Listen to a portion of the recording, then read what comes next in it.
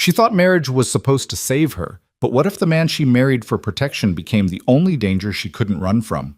Tonight, I'm bringing you a story of gunfire and whispered vows, of a woman who witnessed murder and the cowboy who offered her more than just shelter.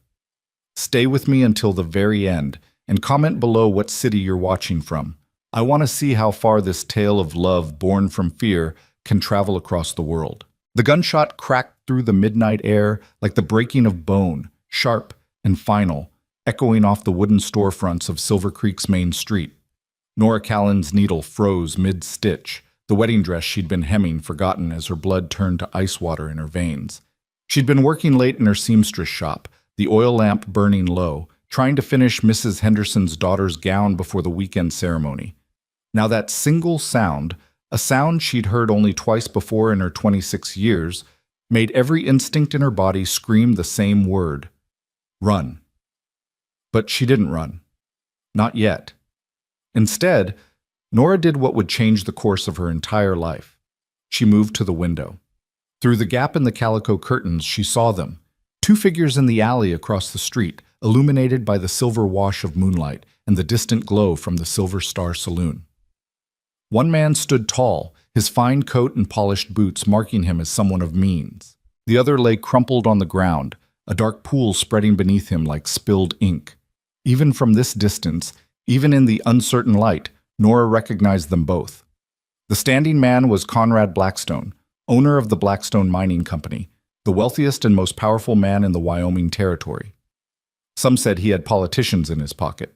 Others whispered he had lawmen on his payroll. Everyone agreed on one thing: you didn't cross Conrad Blackstone and live to tell about it. The man on the ground wore a U.S. Marshal's badge that caught the moonlight as his body settled into stillness. Nora's hand flew to her mouth, stifling the gasp that threatened to escape. She should step back. She should blow out her lamp and pretend she'd seen nothing, heard nothing, knew nothing. That's what any sensible woman would do. That's what would keep her alive. But as she watched, frozen in horror, Conrad Blackstone raised his head and looked directly at her window. Their eyes met across the darkness, and Nora felt her heart stop. His face was calm, almost serene, utterly untroubled by the murder he'd just committed. But his eyes, those cold, calculating eyes, held a promise that chilled her to the marrow. You saw, and now you're mine. He smiled, actually smiled. Then he raised his pistol and fired. The window exploded inward in a shower of glass. Nora threw herself backward, hitting the floor hard as bullets tore through her shop. Fabric bolts burst open, spilling silk and cotton across the floorboards. Her sewing table shattered, sending spools of thread rolling in every direction. The mirror on the far wall fractured into a spider's web of cracks. She crawled on her hands and knees toward the back door, glass cutting through her skirts, her palms. Another shot. Another. The methodical spacing told her he was reloading, taking his time, knowing she had nowhere to go. The back door led to an alley with only one exit, straight past where he stood. "Miss Callan!" Blackstone's voice carried through the broken window, smooth as butter, pleasant as a Sunday sermon. "There's no need for this unpleasantness. Come out and let's discuss what you think you saw. I'm certain we can reach an understanding." An understanding, as if she hadn't just watched him murder a federal marshal in cold blood. Nora's hand closed around the back door handle. She had seconds, maybe less. Once she opened this door, she'd be committed. There would be no going back, no pretending, no safe return to the quiet life she'd built in Silver Creek after fleeing the memories of her childhood in Boston. The front door of her shop splintered inward with a crash. Nora yanked open the back door and ran. The alley was dark, narrow, rank with the smell of refuse and horses. Her boots slipped on something wet. She didn't want to know what, and she nearly went down, catching herself against the rough brick wall. Behind her, she heard Blackstone's measured footsteps entering her shop, heard his voice calling to someone. "She went out back. Cut her off at Market Street." They were coordinating. How many men did he have? Nora hitched up her skirts and sprinted for the mouth of the alley. She could see the main street ahead, still lit by the saloon's glow, still alive with the sounds of piano music and rough laughter. If she could just reach the crowd, maybe someone would help her. Maybe... A figure stepped into the alley's exit, blocking her path. Nora skidded to a stop, her heart hammering so hard she thought it might break through her ribs. The man was massive, broad-shouldered, with a face like weathered leather and a gun belt slung low on his hips. One of Blackstone's mine guards. She'd seen him before, collecting insurance payments from the smaller businesses in town. "Now, Miss Callan," he said, his voice a low rumble. "Mr. Blackstone just wants to talk. No need to make this difficult." Behind her, she heard Blackstone's footsteps getting closer. She was trapped. Nora's eyes darted around the alley, searching for anything, a door, a window, a gap between buildings. Nothing. Just brick walls and locked doors and the two men closing in from either end like the jaws of a trap. The guard reached for her, and then something extraordinary happened. A rope dropped from above, falling past Nora's shoulder to land in a coil at her feet. She looked up in shock to see a man on the roof of the building beside her, a tall figure silhouetted against the star-strewn sky. He held the other end of the rope secured around a chimney, and his free hand gestured urgently, "Climb." Nora didn't hesitate. She grabbed the rope, wrapped it around her wrist the way her brother had taught her years ago when they'd played in their father's warehouse, and started climbing. Her arms screamed with the effort. Her shoulders burned. The rough hemp tore at her palms, but she climbed anyway, hand over hand, boots scrabbling against the brick wall for purchase. Below her the guard cursed and lunged, his fingers closing on the hem of her skirt. Nora kicked backward, hard, and felt her boot connect with something, his face maybe, or his shoulder. He howled and released her, and she scrambled upward with renewed desperation. The stranger on the roof reached down, grabbed her arm, and hauled her up the last few feet with a strength that suggested he'd done this sort of thing before. Nora collapsed onto the rough shingles, gasping for air, her entire body shaking. "Can you run?" the man asked. She looked up at him, really looked, for the first time. He was tall and lean, with the kind of weathered face that suggested years spent outdoors in harsh conditions. His dark hair was too long, curling slightly at his collar, and his eyes, even in the darkness, she could see they were a startling shade of gray, held an intensity that made her breath catch for an entirely different reason than fear. "Can you run?" he repeated, more urgently this time.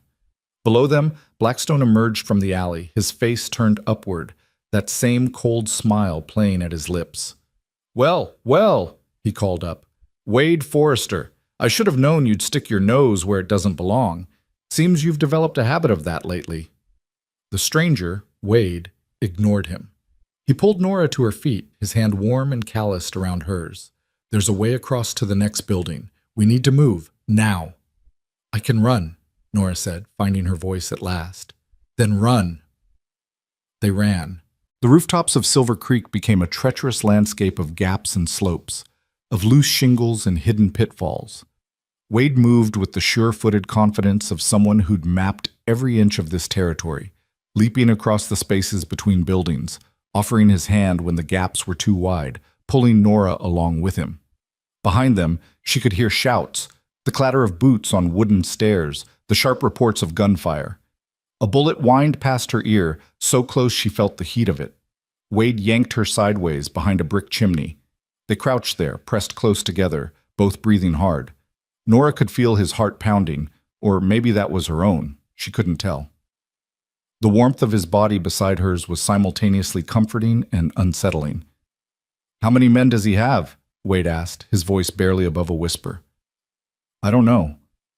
At least 3, maybe more." "What did you see?" Nora met his eyes. "He killed Marshall Hendricks. Shot him in cold blood, then looked up and saw me watching." Wade's jaw tightened. "You're certain it was Blackstone?"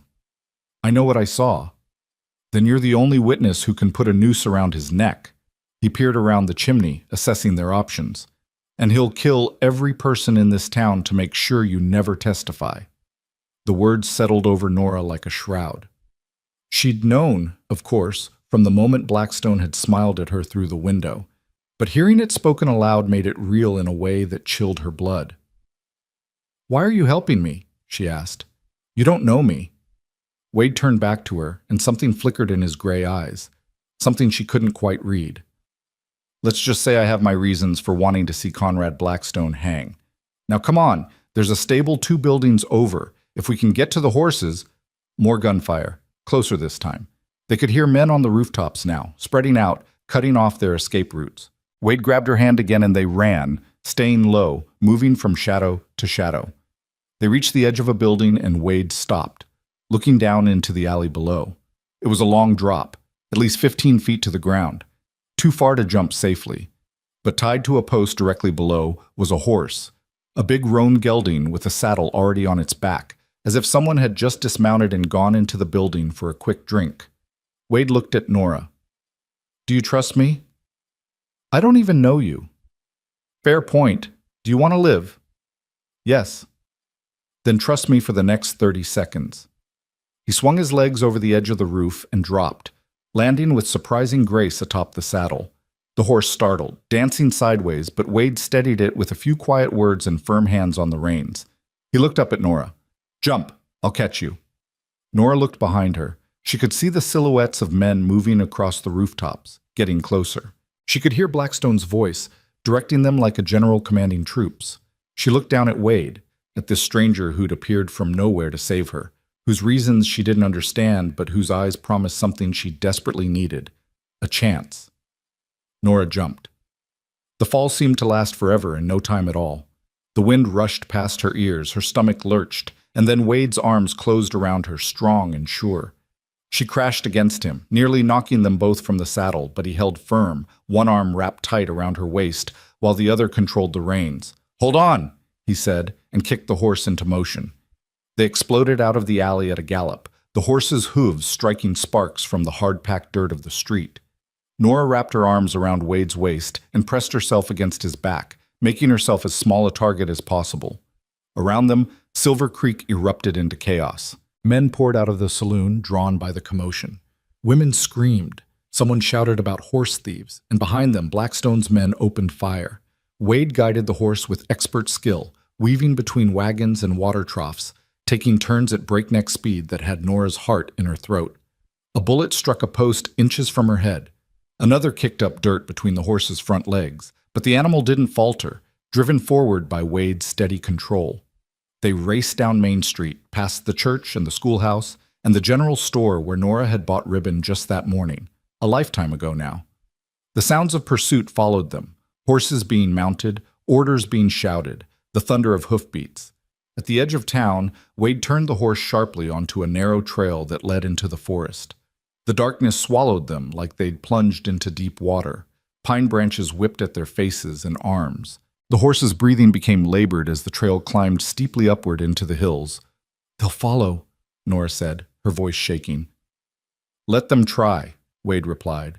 "They don't know these mountains like I do." They rode for what felt like hours, but was probably less than one, climbing higher and higher until the lights of Silver Creek were nothing but distant pinpricks far below. Wade seemed to know every twist and turn of the trail, even in near total darkness. Several times he led them off the path entirely, the horse picking its way carefully through dense undergrowth, and Nora realized he was deliberately obscuring their trail. Finally, when the horse was stumbling with exhaustion and Nora's entire body ached from the brutal ride, Wade brought them to a stop beside a small creek. The water gurgled over smooth stones, peaceful and oblivious to the violence they'd fled. Wade dismounted first, then reached up to help Nora down. Her legs nearly buckled when her feet hit the ground. She would have fallen if Wade hadn't steadied her, his hands firm on her arms. "We can rest here for a few minutes," he said. "Let the horse drink and catch his breath. But we can't stay long." Nora nodded, not trusting her voice. Now that the immediate danger had passed, the full weight of what had happened crashed down on her. Her shop, her livelihood, everything she'd worked for in the 3 years since arriving in Silver Creek was destroyed. She was a wanted woman, hunted by the most powerful man in the territory. She had nothing but the clothes on her back and the help of a stranger whose motives she didn't understand. She walked a few steps away from Wade and bent over, hands on her knees, trying to catch her breath and force back the tears that threatened to overwhelm her. "Are you injured?" Wade asked, concern evident in his voice. "No." "Yes." "I don't know." She straightened, wrapping her arms around herself. "My hands are cut from the glass. Nothing serious."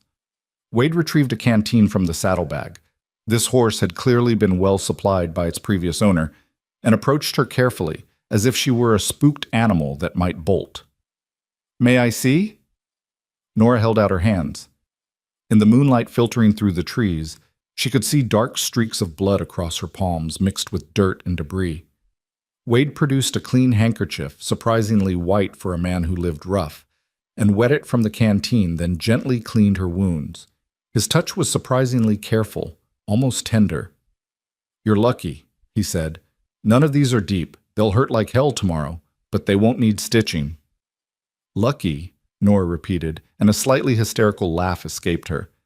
"Yes, I'm extraordinarily lucky. I've only lost everything, witnessed a murder, and become a target for the most dangerous man in Wyoming. What a blessed evening." Wade's lips twitched in what might have been the ghost of a smile. "When you put it that way, it does sound a bit grim." "A bit?" Nora pulled her hands back, examining them in the moonlight. "Who are you, Wade Forrester? Why did you help me? And how did you happen to be on that rooftop at exactly the right moment?" Wade was quiet for a long moment, his eyes fixed on something in the distance. When he finally spoke, his voice was carefully neutral. "I've been watching Blackstone's operations for a while now. I suspected he was into something deeper than just running mines, gun smuggling maybe, or dealing with outlaws. When I heard the gunshot tonight and saw him standing over the marshal's body, I knew it had just gotten a lot more serious. Then I saw you at the window, and I saw him see you, and I knew you'd need help getting out of there. That still doesn't explain why you helped me. Most men would have looked the other way." "I'm not most men." "Clearly." Nora studied him in the moonlight, this stranger who'd risked his life for her without hesitation. "Are you a lawman?" "Something like that." "That's not an answer." "It's the only one I can give you right now." Wade moved to check the horse's legs, running his hands down each one carefully. "What matters is this. Conrad Blackstone just murdered a U.S. Marshal. That makes this a federal case, which means federal law enforcement will be very interested in talking to the only witness, which means you, Miss Callan, have just become the most valuable and most hunted woman in the Wyoming Territory." The word sent a chill down Nora's spine. "He'll never stop looking for me." "No, he won't. Not until you're dead or he is." "That's comforting." "I don't deal in comfort. I deal in truth." Wade finished checking the horse and turned back to her. "You have two choices. You can go to the Territorial Marshal's office in Cheyenne, tell them what you saw, and hope they can protect you until the trial. But Blackstone has deep pockets and long reach. He owns half the lawmen in this territory, and the ones he doesn't own he can buy or frighten. You'd be lucky to survive a week. And the second choice?" Wade met her eyes, and in that moment, Nora felt something shift between them, some invisible understanding passing without words. "You come with me. I have a ranch about 3 days' ride from here, up near the Montana border. It's remote, defensible, and Blackstone doesn't know about it. You stay there, hidden, while I work on building a case against him that's so airtight, even his money and influence can't break it. When the time is right, when it's safe, you testify, and we bring him down together." "You're asking me to put my life in the hands of a complete stranger." "I am." "That's insane." "It is. I'd be completely dependent on you for protection, shelter, everything." "You would." Nora laughed again, that same slightly wild edge to it. "My mother always warned me about trusting men I don't know, said it would lead to ruin." "Your mother sounds like a wise woman." "She was. She also said that sometimes the devil you don't know is safer than the devil you do." Nora looked back the way they'd come, toward Silver Creek and the life she'd built there, now destroyed in a single night. Then she looked at Wade Forrester, this enigmatic stranger with the gray eyes and careful hands. "How do I know you're not just another man looking to use me for his own purposes?" "You don't," Wade said simply. "But I can promise you this. I will never force you to do anything against your will. If at any point you want to leave, you can. I'll give you supplies and point you toward the nearest town. No questions asked." "Why would you do that?" "Because—" Wade stopped, seemed to reconsider his words, then continued. "Because I've seen too many women suffer at the hands of powerful men. I won't be one more man who takes away a woman's choice." There was something in his voice when he said it, some old pain, some buried memory, that told Nora he meant every word. She took a deep breath, considering her options. "Stay here.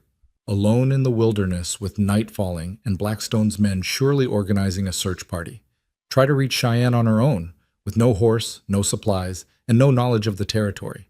Or trust this stranger who'd appeared like some avenging angel on a rooftop and offered her what she needed most. Time. All right, she said finally.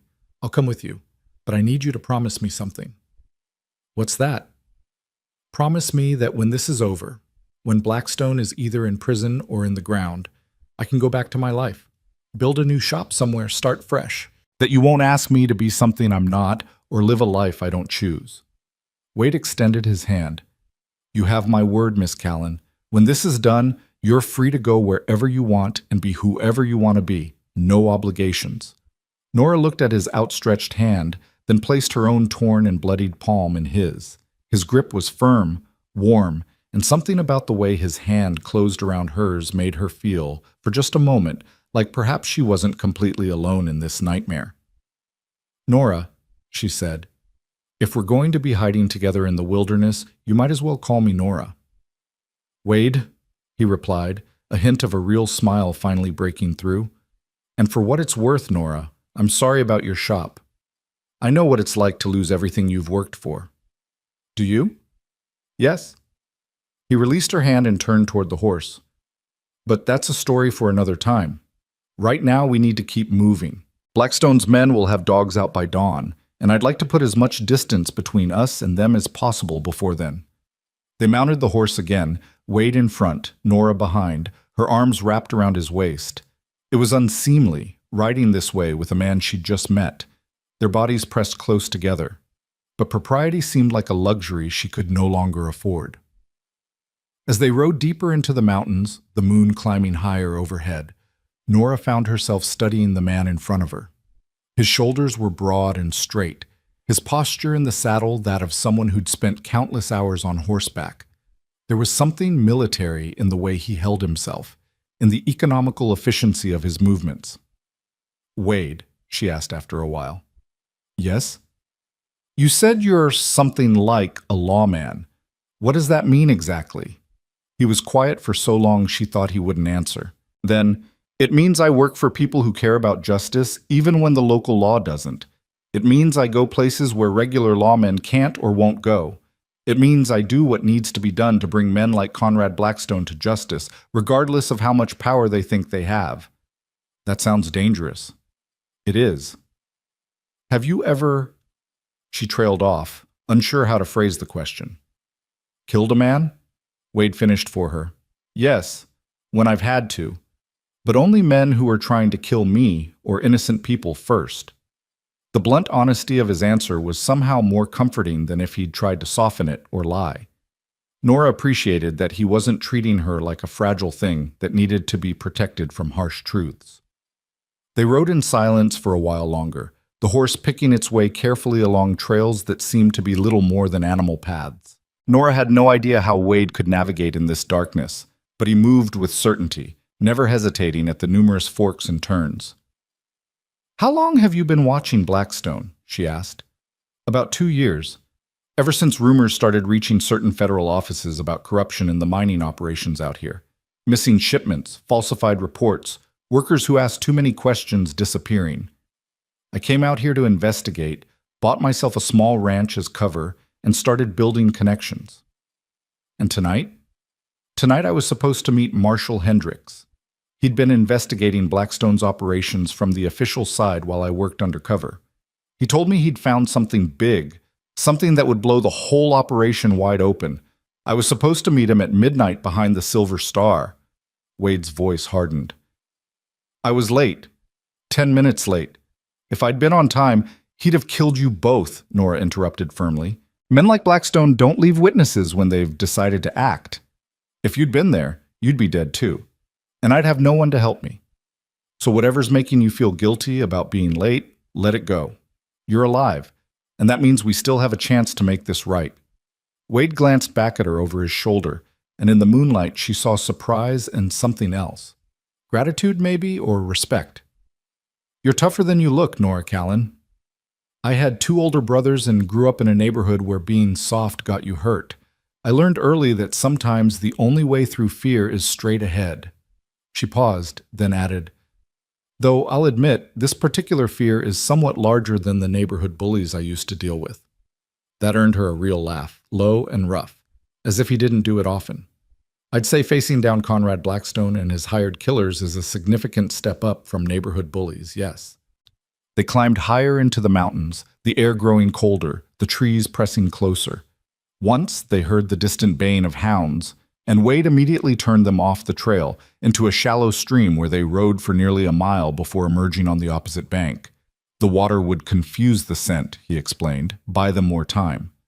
Dawn was beginning to paint the eastern sky with streaks of pink and gold when Wade finally brought them to a stop in a small clearing. "We'll rest here for a few hours," he said, dismounting and helping her down. "The horse needs it, and so do we.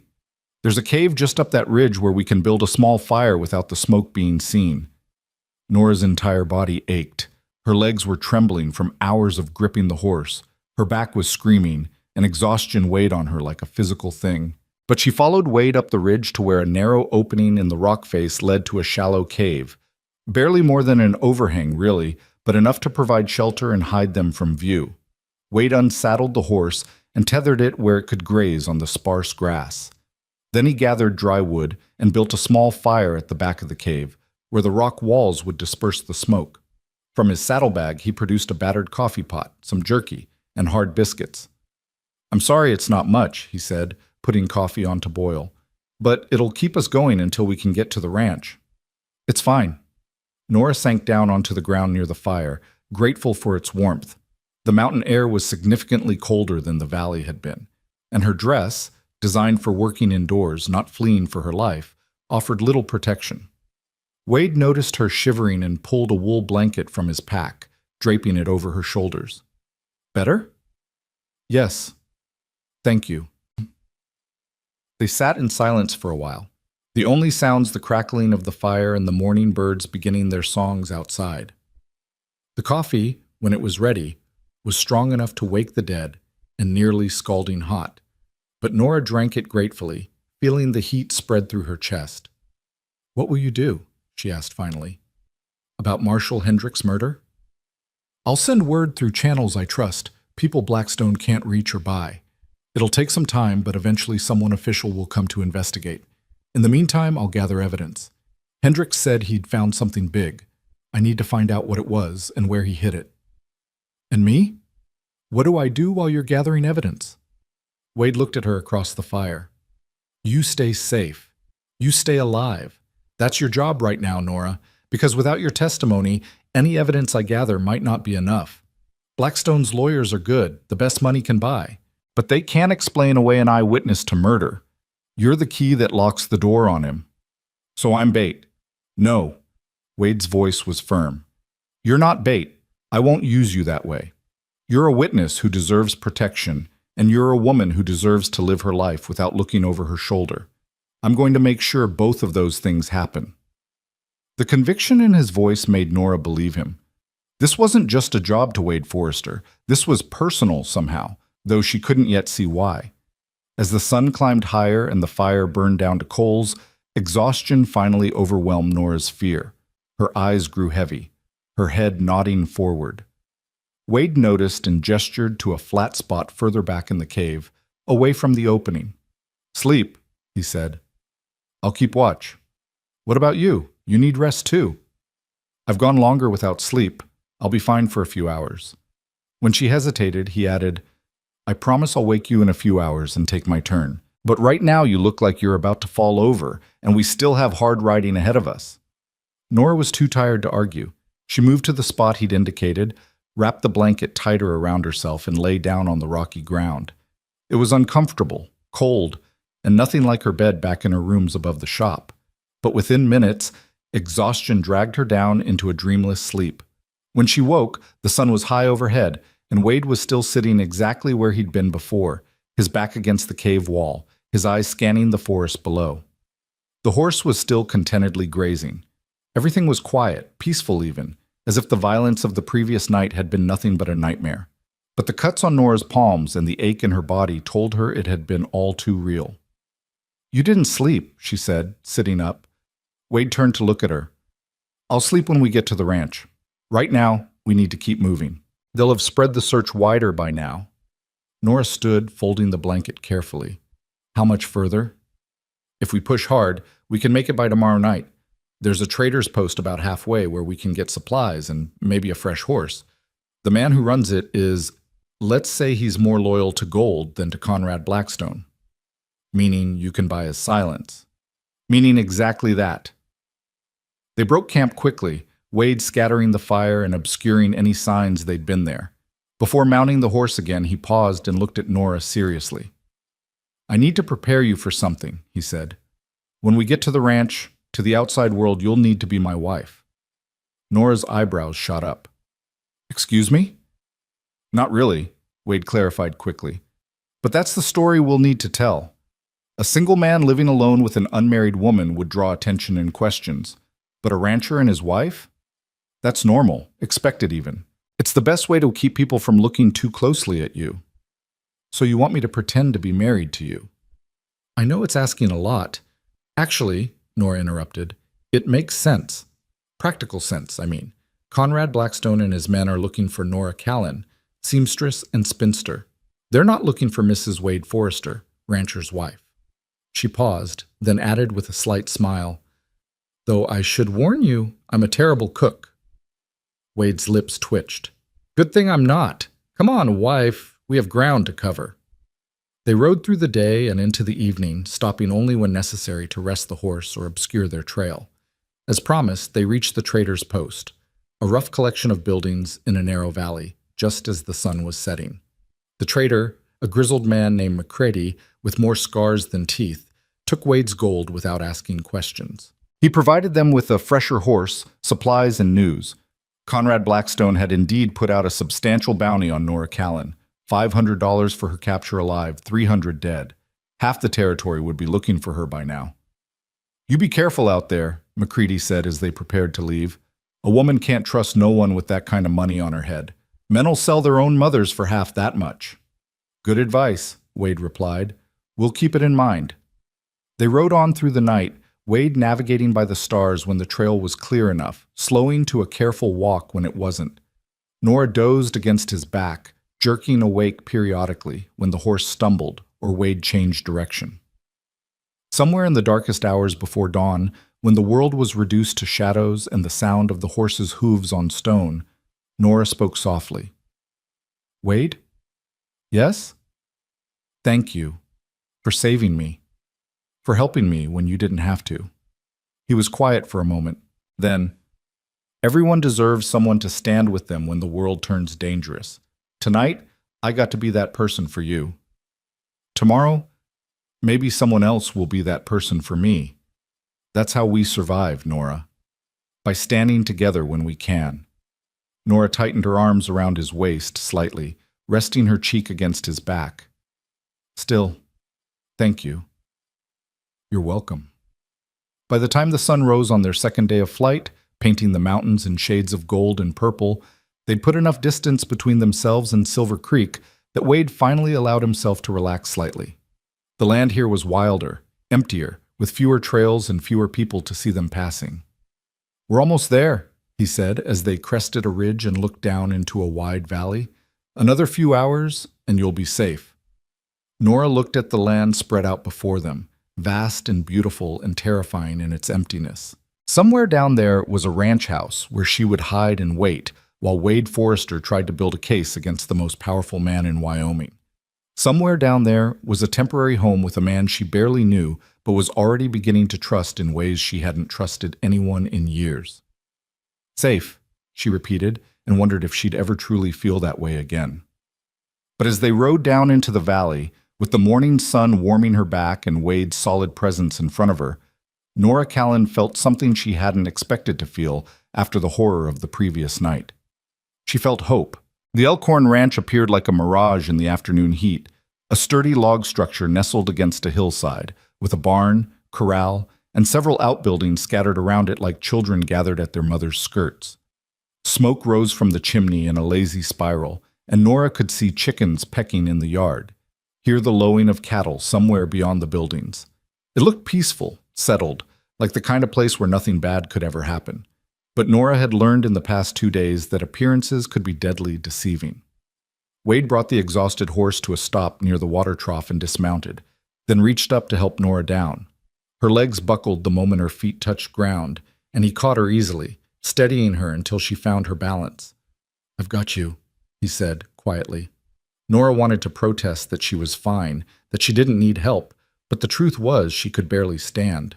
2 days of hard riding with minimal rest and food had taken their toll.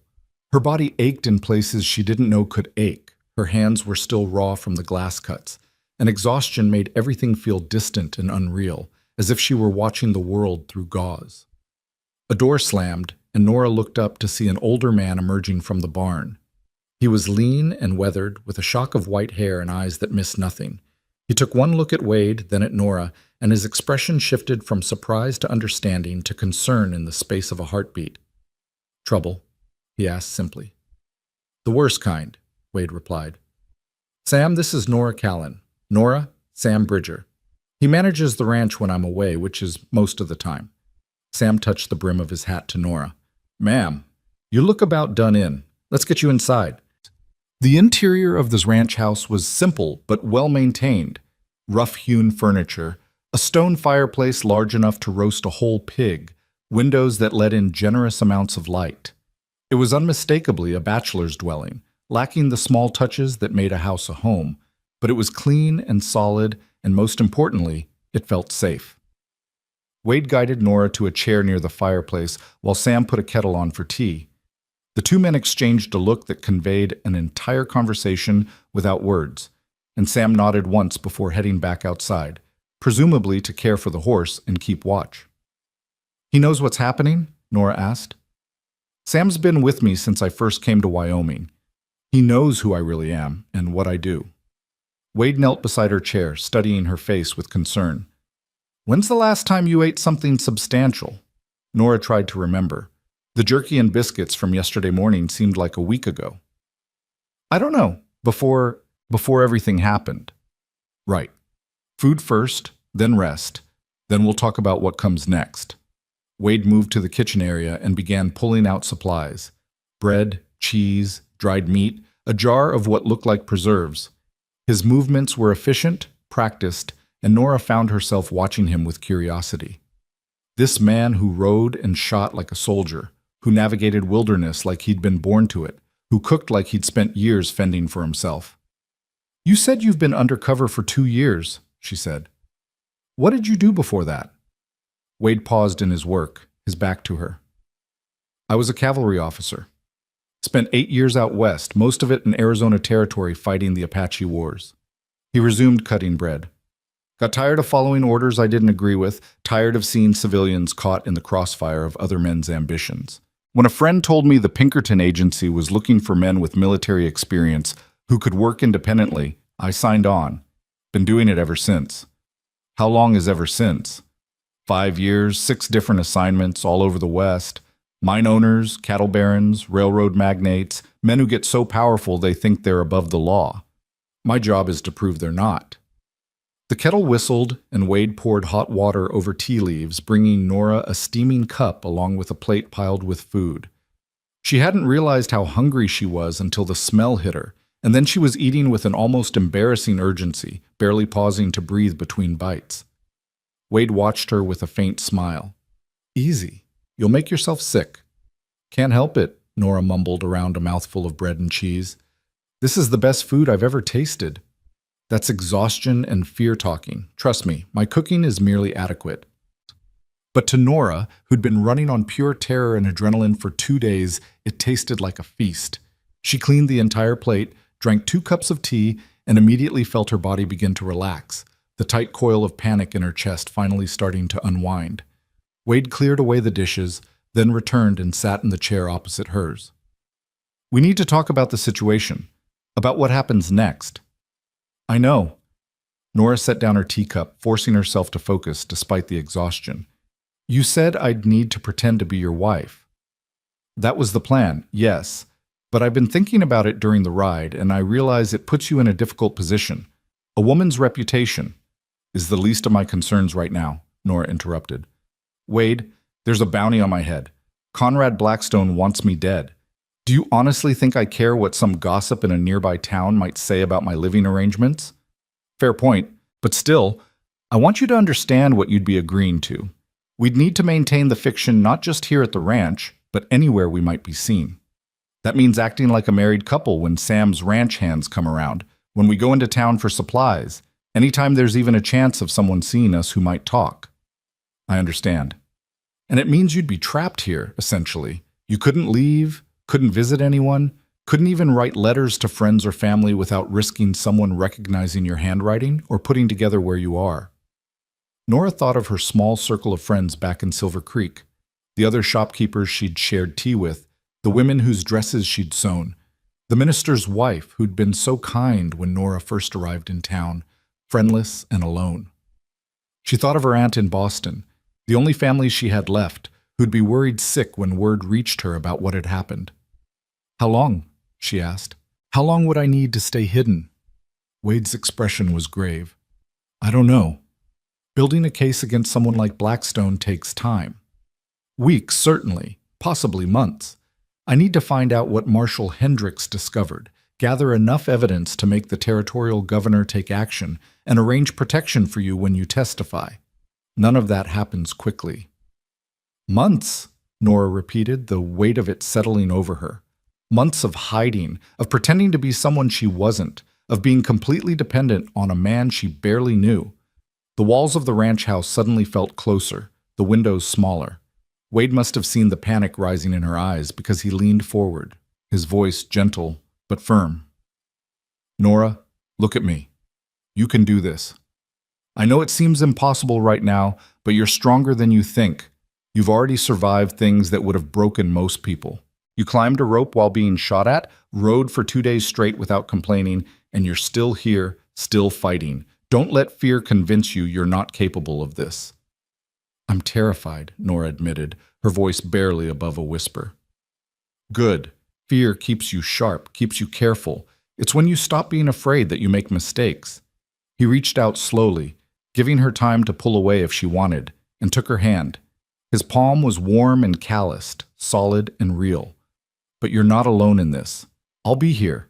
Sam will be here. You have people standing with you now." Nora looked down at their joined hands, at the contrast between his sun-darkened skin and her paler complexion, at the way his fingers engulfed hers. There was something deeply comforting about that simple contact, something that made her feel less adrift in the storm that had become her life. "All right," she said finally. "I'll do it. I'll be Mrs. Wade Forrester until this is over." "There's one more thing we need to discuss," Wade said, and something in his tone made Nora look up sharply. "The story we tell needs to be believable. We need to know enough about each other that we can answer questions naturally, like any married couple would. And we need to have a story for how we met, how long we've been married, why you've suddenly appeared when none of the neighbors knew I had a wife. You've been thinking about this. I've been doing this kind of work long enough to know that details matter. One inconsistency, one moment where our stories don't match, and people start asking questions we can't afford to answer." Nora pulled her hand back and sat up straighter, her mind already working through the problem. 3 years of running a business had taught her the importance of planning, of thinking through contingencies. "So we need a cover story, something simple enough to remember but detailed enough to be convincing." "Exactly. All right, let's say we met in—" Nora paused, thinking. "Denver. I was working as a seamstress there. You were passing through on business. We courted for 6 months? That's respectable, but not so long that people would expect to have heard about it." Wade nodded, following her logic. "We married 3 months ago in Denver, and you stayed there to finish up some business commitments while I came back here to prepare the ranch for you. That explains why you're just arriving now." "And why none of your neighbors knew about me," Nora added. "What about family, if someone asks about my people?" "Keep it vague, but sad. Your parents passed when you were young. You were raised by an aunt who's since died. No siblings. It makes people less likely to press for details. Nobody wants to make a new bride cry by asking about her tragic past." "That's actually quite close to the truth," Nora said softly. "My parents did die when I was young. Yellow fever epidemic. I do have an aunt in Boston, but she's the only family I have left." Wade's expression softened. I'm sorry. I didn't mean to bring up painful memories. It's fine. It was a long time ago. Nora wrapped her arms around herself. What about you? What's your fictional backstory? I should know at least the basics about my supposed husband. The truth works well enough for me, modified slightly. I grew up in Missouri, joined the cavalry at 18, served for 8 years, then mustered out and came west to start a ranch. The only lie is omitting the Pinkerton work. As far as anyone knows, I'm just a rancher trying to build a life. And your family? Father died during the war. Mother passed a few years later. One brother who stayed in Missouri to run the family farm. We exchange letters occasionally, but aren't close. The way he said it, flat and emotionless, told Nora there was pain buried there. But she didn't press. They were still strangers in many ways, entitled to keep some things private. Right, she said. So, to summarize, we met in Denver, courted for 6 months, married 3 months ago, and I'm just now joining you at the ranch. My family is gone, yours is far away. We're newlyweds starting our life together. Simple. Simple, Wade agreed. Think you can remember all that? I made my living remembering dozens of women's measurements, fabric preferences, and design specifications.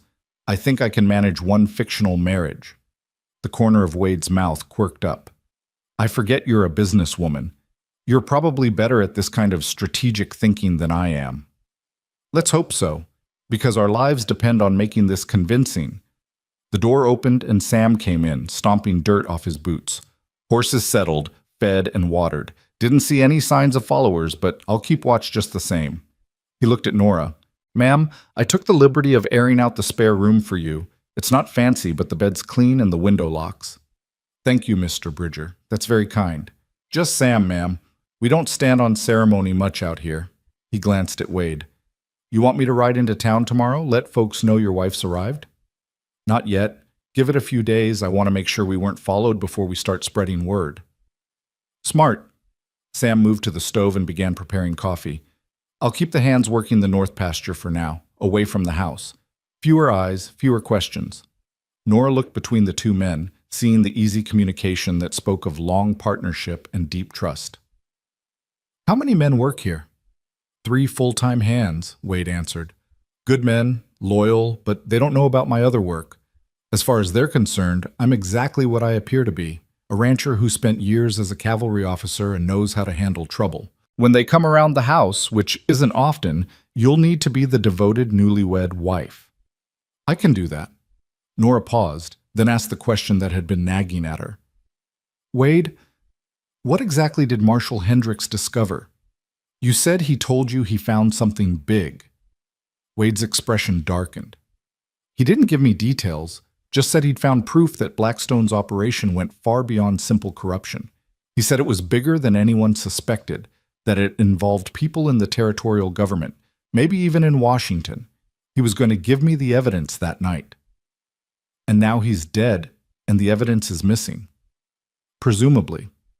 I need to get back to Silver Creek, search his office and his rooms, find out what he discovered, but I can't leave until I'm certain you're safe here. How long will that take? A few days, maybe a week. I need to scout the area, make sure Blackstone's men didn't pick up our trail. I need to teach you the ranch, show you where everything is, make sure you can defend yourself if something happens while I'm gone. The thought of Wade leaving, of being alone in this remote place with only Sam and a few ranch hands between her and Blackstone's killers, made Nora's stomach clench with anxiety, but she forced herself to nod calmly. What do I need to learn? How to shoot, for one thing. Can you handle a gun? I've fired a rifle a few times. My brother taught me when I was young, but I'm not sure I could hit anything deliberately. We'll fix that. I'll teach you to shoot well enough to defend yourself. And I'll show you the escape routes, paths through the mountains that lead to safe places if you need to run. You won't be trapped here, Nora. You'll always have options. Sam set cups of coffee in front of them, the rich aroma filling the room. The lady looks dead on her feet, Wade. Maybe save the survival training for after she's had some proper rest. Wade looked at Nora and seemed to really see her for the first time since they'd arrived, the dark circles under her eyes, the way she was swaying slightly, even sitting down, the exhaustion written in every line of her body. You're right. Nora, finish your coffee and then Sam will show you to your room. Get some sleep. Everything else can wait. But we need to sleep, Wade said firmly. That's an order. I don't take orders, Nora said automatically, then felt her cheeks flush. Sorry, that came out more sharply than I intended. I'm not used to being told what to do. Noted, Wade said, but his eyes held a glimmer of amusement. Let me rephrase. I strongly suggest you get some rest before you fall over and crack your head open on my floor. I've already got one dead marshal on my conscience. I'd prefer not to add an unconscious seamstress to the list. Despite everything, Nora felt a smile tug at her lips. When you put it that way, rest does sound appealing. Sam led her down a short hallway to a small bedroom that was indeed spare, but clean. A simple bed with a faded quilt, a washstand with a pitcher and basin, a single window with curtains that had once been blue but were now faded to gray. It was nothing like her comfortable rooms above her shop, but it was safe and warm and blessedly horizontal. I'll heat some water for washing, Sam said. Give you some privacy to clean up before you sleep. There's a lock on the door if it makes you feel better, though I promise you're safe here. Wade's got ears like a wolf and sleeps light as a cat. Nobody's getting near this house without him knowing. Thank you, Sam, for everything. The old man nodded. You remind me of someone, he said quietly. Someone I wasn't able to help when she needed it. So maybe this is my chance to make that right. Before Nora could ask what he meant, he was gone, closing the door softly behind him. Nora stood alone in the small room, the reality of her situation finally settling over her like a heavy blanket. 2 days ago, she'd been a respectable businesswoman with a shop and a reputation and a quiet, ordered life. Now she was a fugitive hiding in the mountains, pretending to be married to a man she barely knew, with her entire future dependent on bringing down one of the most powerful men in Wyoming. She should be terrified. She was terrified. But underneath the fear, she felt something else, something that surprised her. She felt alive. For 3 years, ever since fleeing Boston and the painful memories there, Nora had been playing it safe. Building her business, keeping her head down, making no waves, forming no deep attachments. She'd been existing, but not really living, going through the motions of a life without engaging with it fully. Fear had made her small, cautious, half-present in her own story. But now, with everything stripped away and death itself hunting her, she felt more present, more real, more here than she had in years. Every sense was heightened, every moment mattered, every choice carried weight. It was terrifying, yes, but it was also exhilarating in a strange, unexpected way. A knock at the door pulled her from her thoughts. Wade stood there with a bucket of warm water and a bundle of cloth. Sam heated this for you, and I found some of my old shirts that might work for sleeping. I'm afraid we don't have anything more appropriate for a lady, but they're perfect, Nora said, taking them. Thank you. Wade hesitated in the doorway as if there was something more he wanted to say. Finally, you did well today. Better than well. Most people would have fallen apart after what you've been through. You didn't. That takes strength. Or stupidity. I haven't decided which yet. Definitely strength. He turned to leave, then paused. Nora, we're going to get through this. I know it doesn't feel like it right now, but we will. Blackstone will answer for what he's done, and you'll get your life back. I promise you that. Don't make promises you can't keep, Wade. I don't. He held her gaze for a long moment, something unspoken passing between them. Then he nodded and left, pulling the door closed behind him. Nora washed quickly with the warm water, scrubbing away 2 days of trail dirt and fear sweat. She changed into one of Wade's shirts, which hung on her like a dress, the sleeves extending well past her fingertips. It smelled like him, leather and wood smoke, and something else, something clean and masculine that made her feel oddly safe. She climbed into the bed, intending to think through everything that had happened, to plan for what came next. But the moment her head hit the pillow, exhaustion crashed over her like a wave. Her last conscious thought was of gray eyes watching her in the moonlight, of strong hands steadying her, of a voice saying, "You're not alone in this." Then sleep took her under, deep and dreamless, and for the first time in 2 days, untroubled by nightmares. When Nora woke, the light coming through the window told her it was late afternoon.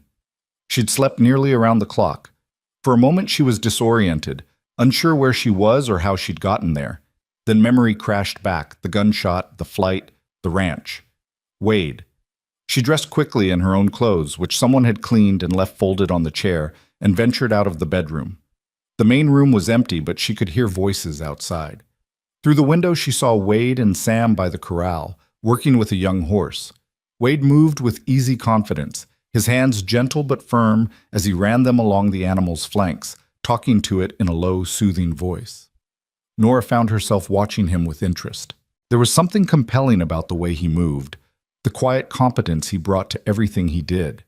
He was a man comfortable in his own skin, sure of his place in the world even when that place was constantly shifting. She was so absorbed in watching that she didn't hear the door open behind her until a voice said, "He's good with horses and people. Though I suspect he's better with the horses." Nora turned to find Sam entering with an armload of firewood. "How long have you known him?" "Since he first arrived in Wyoming.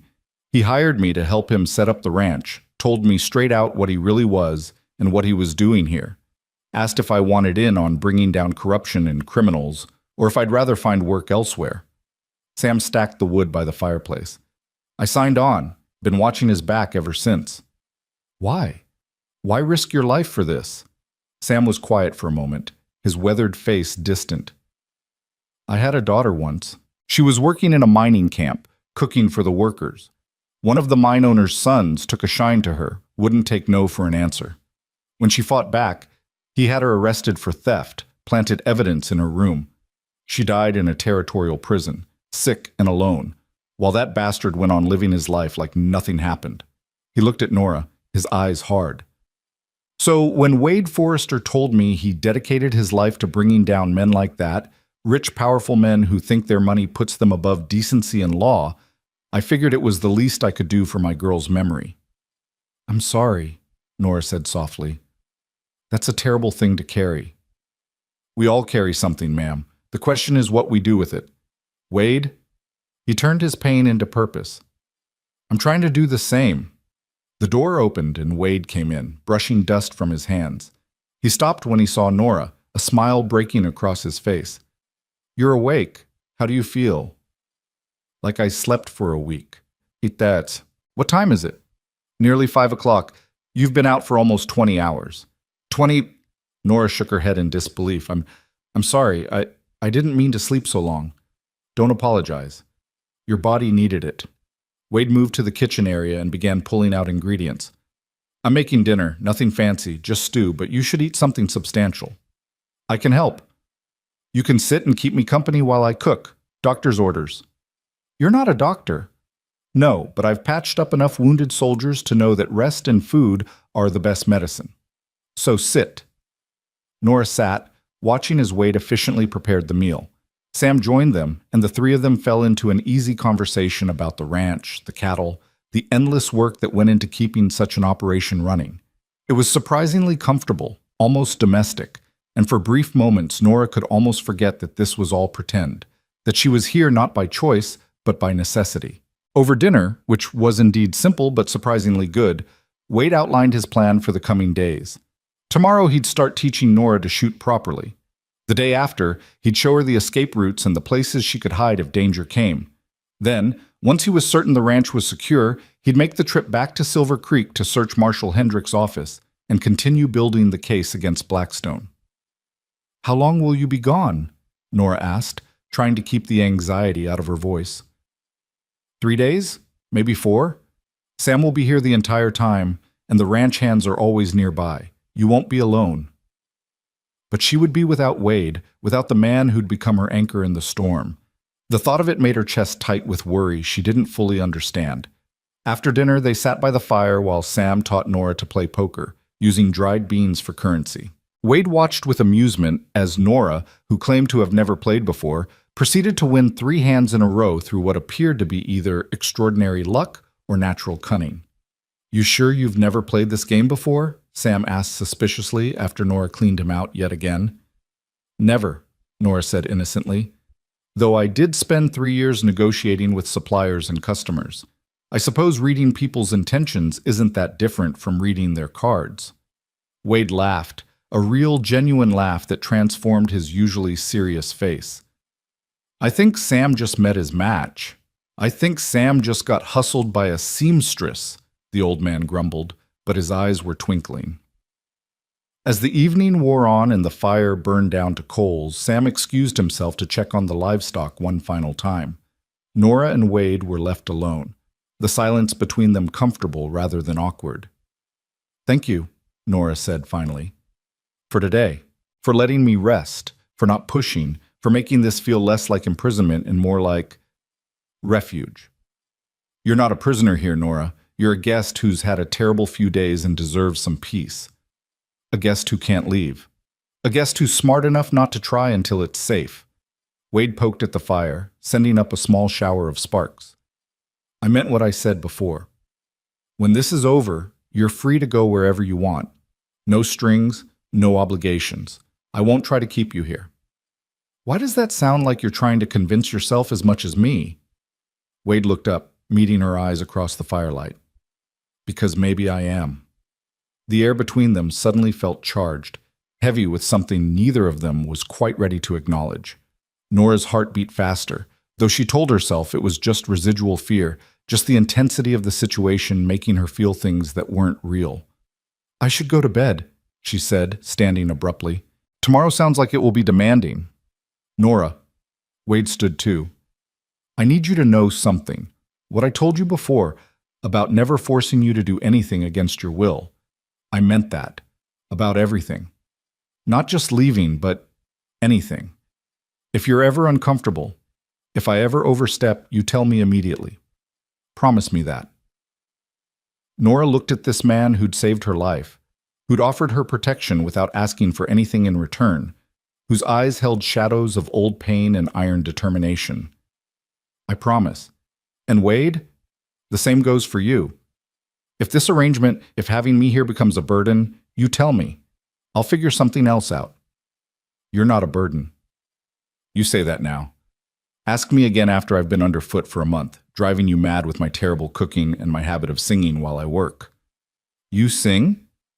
"Constantly. Badly. My brother used to say I could clear a room faster than a skunk at a picnic." Wade's smile was soft, almost tender. "Somehow I doubt that. But I guess I'll find out."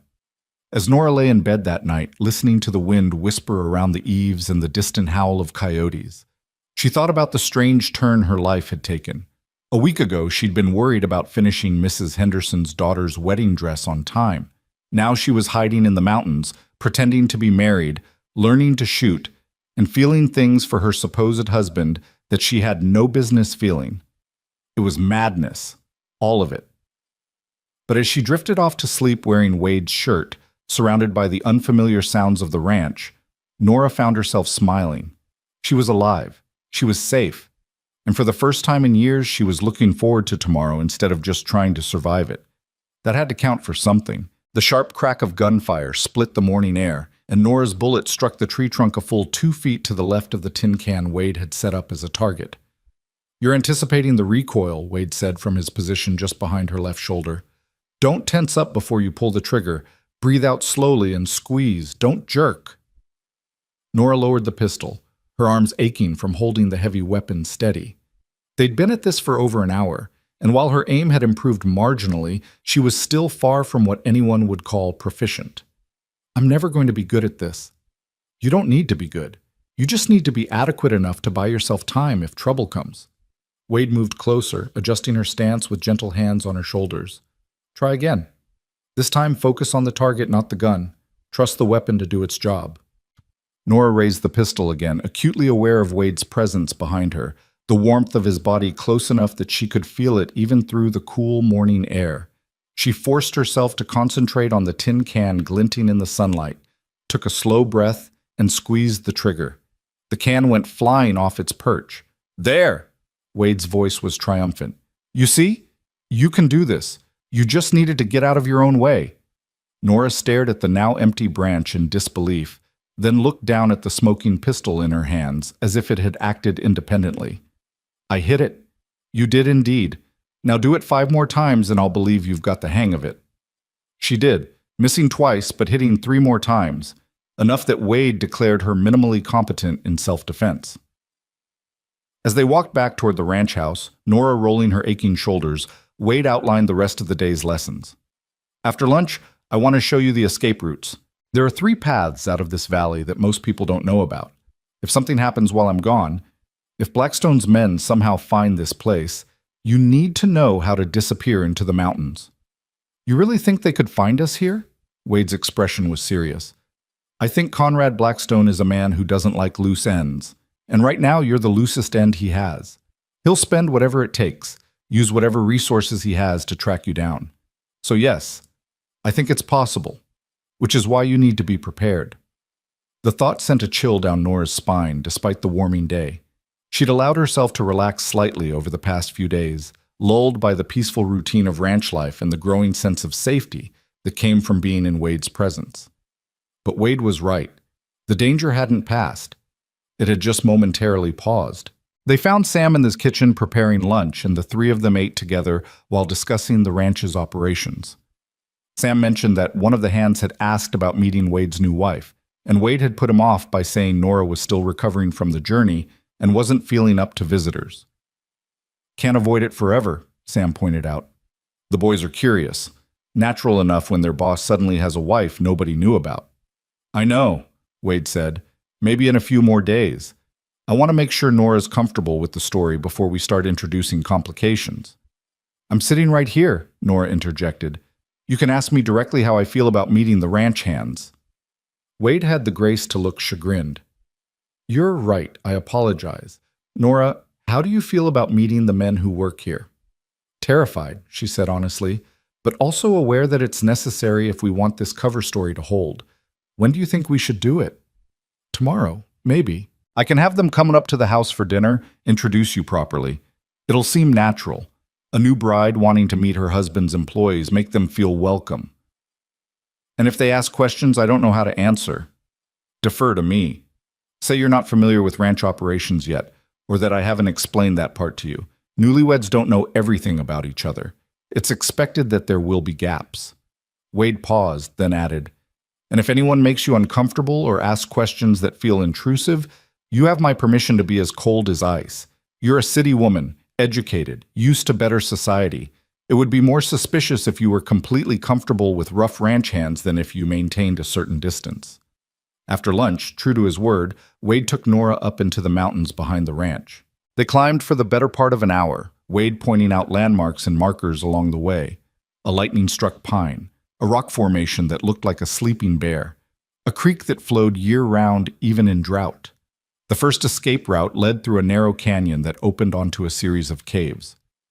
There's food and supplies cached in the largest cave, Wade explained. Enough for a week if you're careful. From there, you can either hole up and wait for me to come get you, or you can continue north over the ridge to a trading post run by a man named Mackenzie. He's ex-Pinkerton, retired after taking a bullet in the leg. If you tell him you're Wade Forrester's wife, he'll help you no questions asked. And if something's happened to you, if you don't come, Wade met her eyes steadily. If I don't come within 3 days, assume the worst and go to Mackenzie. He'll get you to the territorial marshal in Helena. Tell them everything about Blackstone, about Hendricks, about me. They'll know what to do. The casual way he discussed his own potential death made Nora's stomach clench. Wade, I'm not planning on dying, Nora. But in this work, you prepare for every possibility. That's how you survive. The second route was even more treacherous, a steep climb that required sure footing and no fear of heights. It led to an old trapper's cabin that Sam kept supplied. This one's harder to reach, Wade said, but it's also harder to find. If you need to really disappear, this is where you come. The third route was the most dangerous, but also the fastest. A trail that skirted the edge of a cliff before dropping down into a canyon that led directly to the main road. Only use this one if you're being actively pursued and need to reach civilization quickly, Wade warned. It's exposed, visible from the valley, and one wrong step could be fatal. By the time they returned to the ranch, Nora's head was spinning with information. Landmarks, distances, cached supplies, names of people she'd never met who might or might not help her if everything went wrong. She felt overwhelmed and underprepared, like a child being asked to navigate by stars she couldn't yet name. I know it's a lot, Wade said, reading her expression as they approached the house. But you're smart, Nora. You'll remember when you need to. And if I don't? If I panic and forget everything? Then you do what you did in Silver Creek. You improvise and survive. You've already proven you're capable of that. That evening, as they sat by the fire after dinner, Nora found herself studying Wade more openly than she had before. He'd removed his gun belt and rolled up his sleeves, and there was something intimate about seeing him in this relaxed state, the hard edges of the professional lawman softened by firelight and evening quiet. "Can I ask you something personal?" she said. Wade looked up from the leather strap he'd been oiling. "You can ask. I reserve the right not to answer." "Fair enough." Nora chose her words carefully. "Sam mentioned that you turned your pain into purpose. What did he mean by that?" For a long moment, Wade was silent, his hand still on the leather. Nora thought he might refuse to answer, might deflect or change the subject. Then he set down his work and leaned back in his chair, his eyes fixed on the flames. "I was engaged once," he said quietly. "Her name was Elizabeth. We were going to marry as soon as I mustered out of the cavalry. She was a school teacher in a small town in Kansas, smart and kind and patient enough to wait for a soldier who was gone more than he was home." Nora's heart clenched at the past tense. "What happened?" "A local land baron wanted her school building for his own purposes. When the town refused to sell, he had his men burn it down one night. Elizabeth was inside, working late, preparing lessons." Wade's voice was flat, emotionless, but Nora could see the white-knuckle grip he had on the arms of his chair. "She died in that fire. The man responsible claimed it was an accident, paid off the local sheriff, and walked away without facing any consequences." "Oh, Wade, I'm so sorry." That's when I realized that all my years in the cavalry, all the fighting and bleeding I'd done in the name of protecting people, it didn't matter if the real threats came from men with money and influence instead of rifles and arrows. So I joined the Pinkertons. I made it my mission to bring down men like him, powerful men who think their wealth puts them above the law and human decency. "Did you ever catch him? The man who killed Elizabeth?" Wade's smile was cold and hard. "That was my first assignment. Took me 8 months, but I built a case so thorough that even his high-priced lawyers couldn't get him acquitted. He died in a territorial prison 3 years into a 20-year sentence. Pneumonia, they said, but I suspect it was more complicated than that. Turns out rich men don't fare well in prison when their money can't buy them protection anymore." Nora absorbed this, understanding now the depths of Wade's dedication to his work. This wasn't just a job for him. It was a crusade, a way of making meaning from tragedy. "Is that why you helped me? Because I reminded you of her?" "No," Wade said firmly, looking at her directly. "I helped you because it was the right thing to do. Because you witnessed an evil act and deserved protection. Because leaving you to face Blackstone alone would have made me complicit in your murder." He paused. "You don't remind me of Elizabeth, Nora. She was gentle and soft-spoken, always seeing the best in people even when they didn't deserve it. You're different, stronger in some ways, more willing to fight." "I don't feel very strong." "Because you don't recognize your own courage. You climbed a rope while being shot at. You've adapted to circumstances that would break most people. You shot a pistol today, even though you were terrified of it. That's strength, Nora, even if it doesn't feel like it from the inside." The conversation lapsed into comfortable silence, both of them lost in their own thoughts. After a while, Sam came in from his evening rounds and announced he was turning in early. He bid them good night and disappeared into his small room off the kitchen, leaving Wade and Nora alone by the dying fire. "I should probably sleep too," Nora said, though she found herself reluctant to leave. There was something peaceful about this moment, sitting here with Wade in the firelit room while the wind whispered outside and the logs settled with soft pops and crackles. "Nora, there's something else we need to discuss," Wade said, and the seriousness in his tone made her pause. "Something about the cover story that we haven't addressed yet."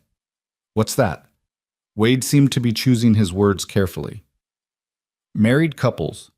They share certain intimacies, physical closeness that people notice. If we're going to convince the ranch hands and anyone else we meet that this marriage is real, we need to be comfortable with casual touches. A hand on the shoulder, standing close together, that sort of thing." Nora felt her cheeks warm. "You mean we need to act like we're affectionate?" "Not excessively so. But yes, some degree of physical comfort with each other. Right now, we're careful to maintain distance, to avoid even accidental contact. Newlyweds wouldn't be that cautious around each other. He was right, of course. Nora had noticed it herself, the way they both made sure not to touch unnecessarily, the careful space they maintained between them. It was the behavior of strangers, not spouses.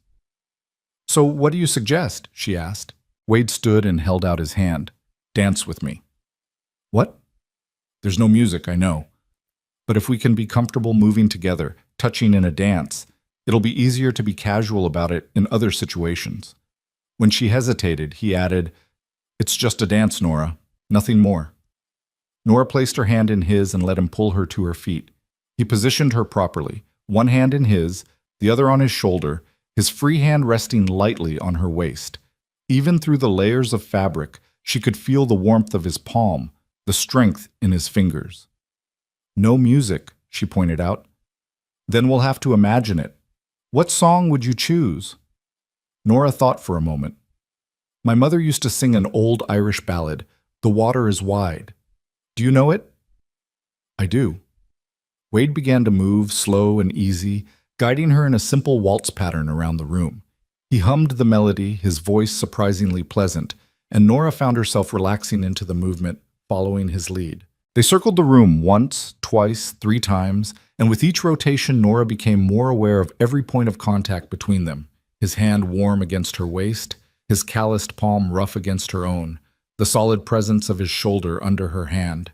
He smelled of leather and wood smoke and something else, something clean and masculine that made her want to lean closer. "You're a good dancer," she said softly. "Cavalry balls. Had to learn or risk being a wallflower at every social function." His gray eyes held hers. "You're not bad yourself." "My father insisted on lessons, said a young lady needed to know how to comport herself in society." "Smart man." They continued dancing even though the song and Wade's humming had ended, moving now in silence broken only by the whisper of Nora's skirts and the soft creak of floorboards. The fire had burned down to embers, casting the room in deep shadow, and Nora found herself thinking that this moment felt suspended somehow, existing outside of normal time. "This is nice," she heard herself say. "I haven't danced in years." "Neither have I." Wade's voice was low, intimate in the darkness. "I'd forgotten how much I missed it."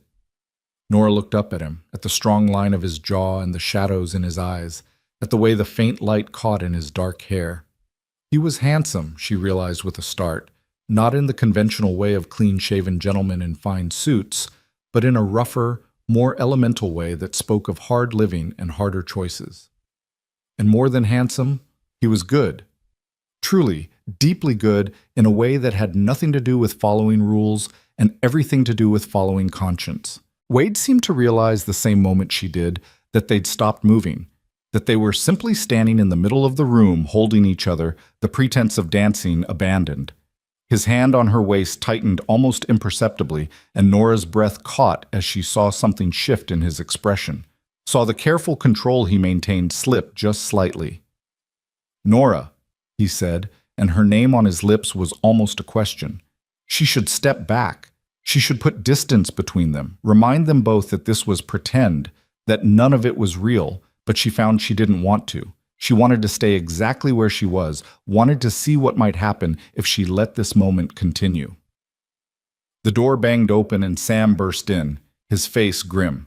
"Riders coming up the valley, 4 of them, moving fast." The spell shattered. Wade released Nora immediately, his entire demeanor shifting from man to soldier in the space of a heartbeat. "How far?" 10 minutes, maybe less. I saw them from the ridge." "Blackstone's men?"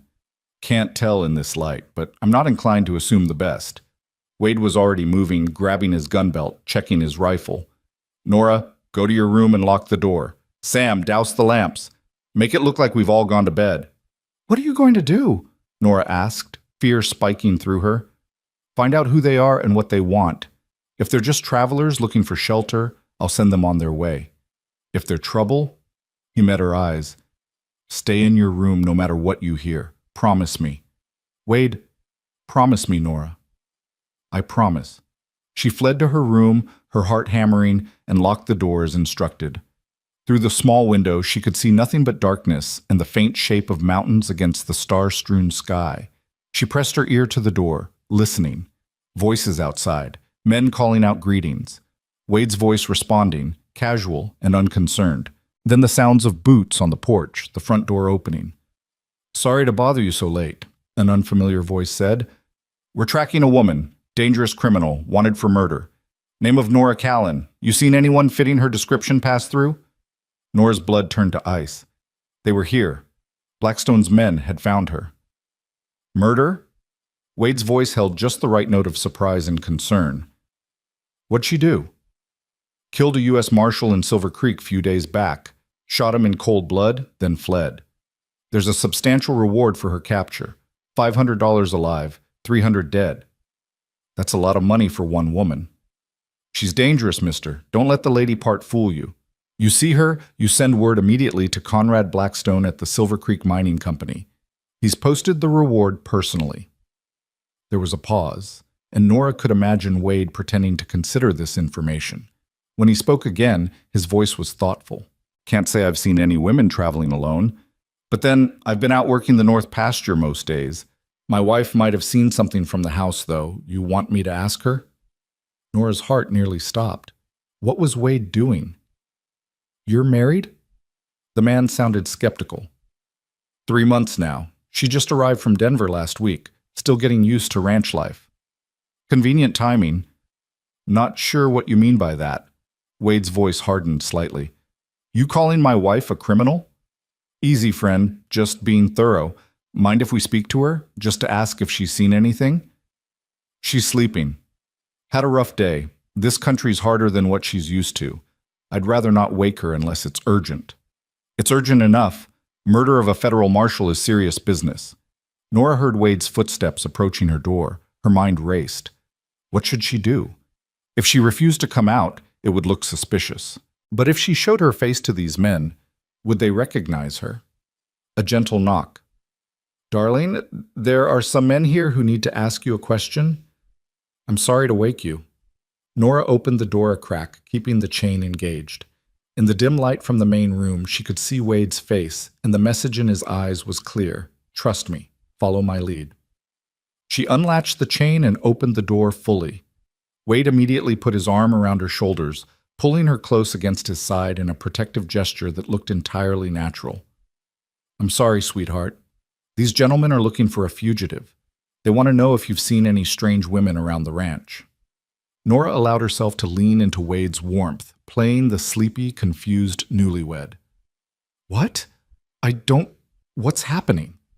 One of the men stepped forward into the light, and Nora's breath caught. She recognized him, one of the miners from Blackstone's operation, a man she'd seen in town but never spoken to. If he recognized her, "Ma'am, we're sorry to disturb you," he said, studying her face intently. "We're looking for a woman named Nora Callan, brown hair, about your height and build. She's wanted for killing a marshal in Silver Creek. You seen anyone like that around here?" Nora forced herself to meet his eyes, to not look away or show fear. No, I haven't seen anyone.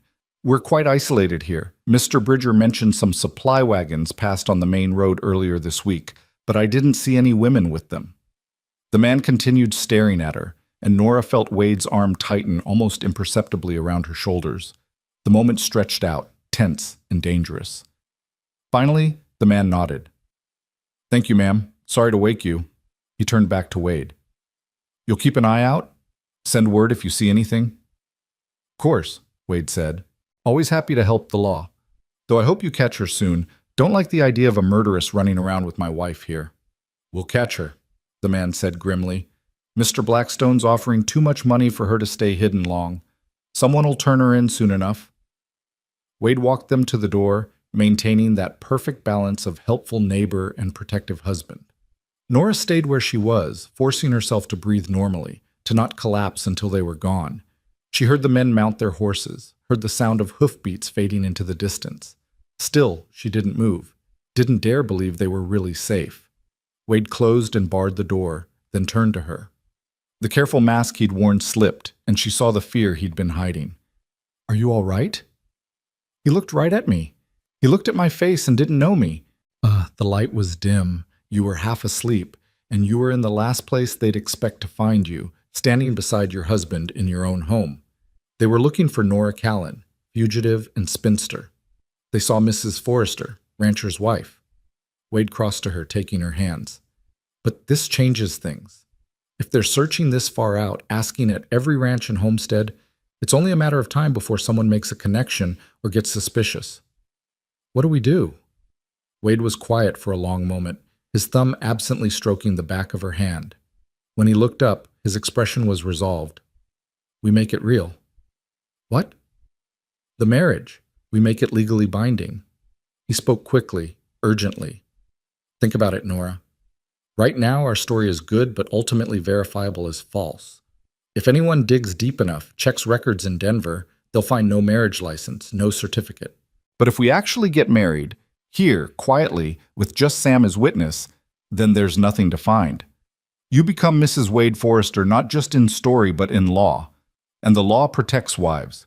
You couldn't be compelled to testify against me, and I couldn't be compelled to give you up. We'd have legal protection on top of the cover story. Nora's head spun. You're asking me to actually marry you? I'm suggesting a legal arrangement that benefits us both. It wouldn't be a real marriage, not in the ways that matter. You'd have your own room, your own life. When this is over and Blackstone is dealt with, we can quietly get an annulment or divorce. But until then, being my wife, my actual wife, would give you a layer of protection we can't get any other way. This is insane. It's practical. It's insane, Nora repeated, but even as she said it, she could see the logic. Could see how much safer she'd be with legal marriage protecting her. How much harder it would be for anyone to question her identity or Wade's right to shelter her. Sam had been standing silently in the shadows, but now he spoke. Boy's right, ma'am. Those men will be back, or others like them. And next time they might ask harder questions, look more closely. But a man's wife is his business. Law's funny about that. Respects the sanctity of marriage even when it don't respect much else. But to actually marry someone I barely know, you'd be marrying someone who's already proven he'll protect you with his life, Wade said quietly. Someone who's asking for nothing except the chance to keep you safe. I meant what I said before, Nora. This changes nothing about your freedom. When it's over, you go where you want. I'll even pay for the divorce proceedings, if that's what you choose. Nora pulled her hands from his and walked to the window, staring out at the darkness where danger had just ridden away. Everything in her upbringing, every lesson about propriety and caution, screamed that this was madness. You didn't marry strangers. You didn't enter into legal contracts based on a few days' acquaintance. You didn't bind your life to a man simply because the alternative was death. But then, you also didn't watch federal marshals get murdered. You didn't flee into the mountains with bounty hunters on your trail. You didn't learn to shoot pistols and memorize escape routes. Normal rules didn't apply anymore. Normal life was gone. She turned back to Wade, who stood watching her with those steady gray eyes, waiting for her answer without pressure or manipulation, just offering a solution and letting her choose. If we do this, she said slowly, I need conditions. Name them. First, this is purely for protection. We maintain separate rooms, separate lives as much as possible. This is a legal arrangement, not a romantic one. Agreed. Second, when this is over, when Blackstone is dealt with and I'm safe, you help me establish a new life somewhere. A shop, a house, enough money to start over. I won't walk away from this marriage with nothing. I'll do better than that. I'll give you half of everything I own right now. This ranch, my savings, all of it. If you're taking this risk for my investigation, you deserve compensation. I don't want your ranch, but you'll have legal right to it as my wife. Consider it insurance. Wade stepped closer. Any other conditions? Nora thought hard, trying to imagine what she might be agreeing to, what complications might arise. You can't. That is, I need your word that you won't expect marital relations, that you'll treat me as a partner, not property. Nora, I would never... Wade stopped, took a breath, started again. You have my word. On my honor, on Elizabeth's memory, on everything I hold sacred. This marriage is for protection and legality only. I will never touch you with anything but respect. She believed him. God help her, she believed him utterly. "All right," she heard herself say. "Let's do it. Let's get married."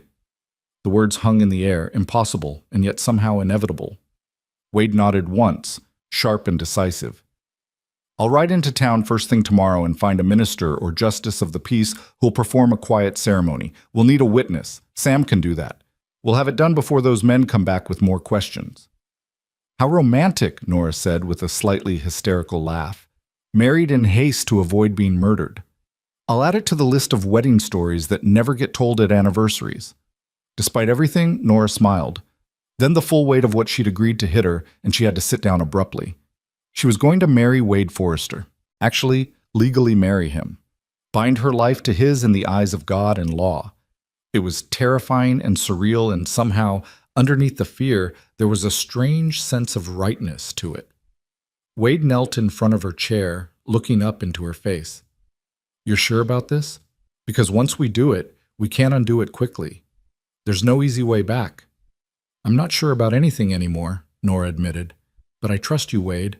I don't fully understand why, but I do. So yes, I'm sure.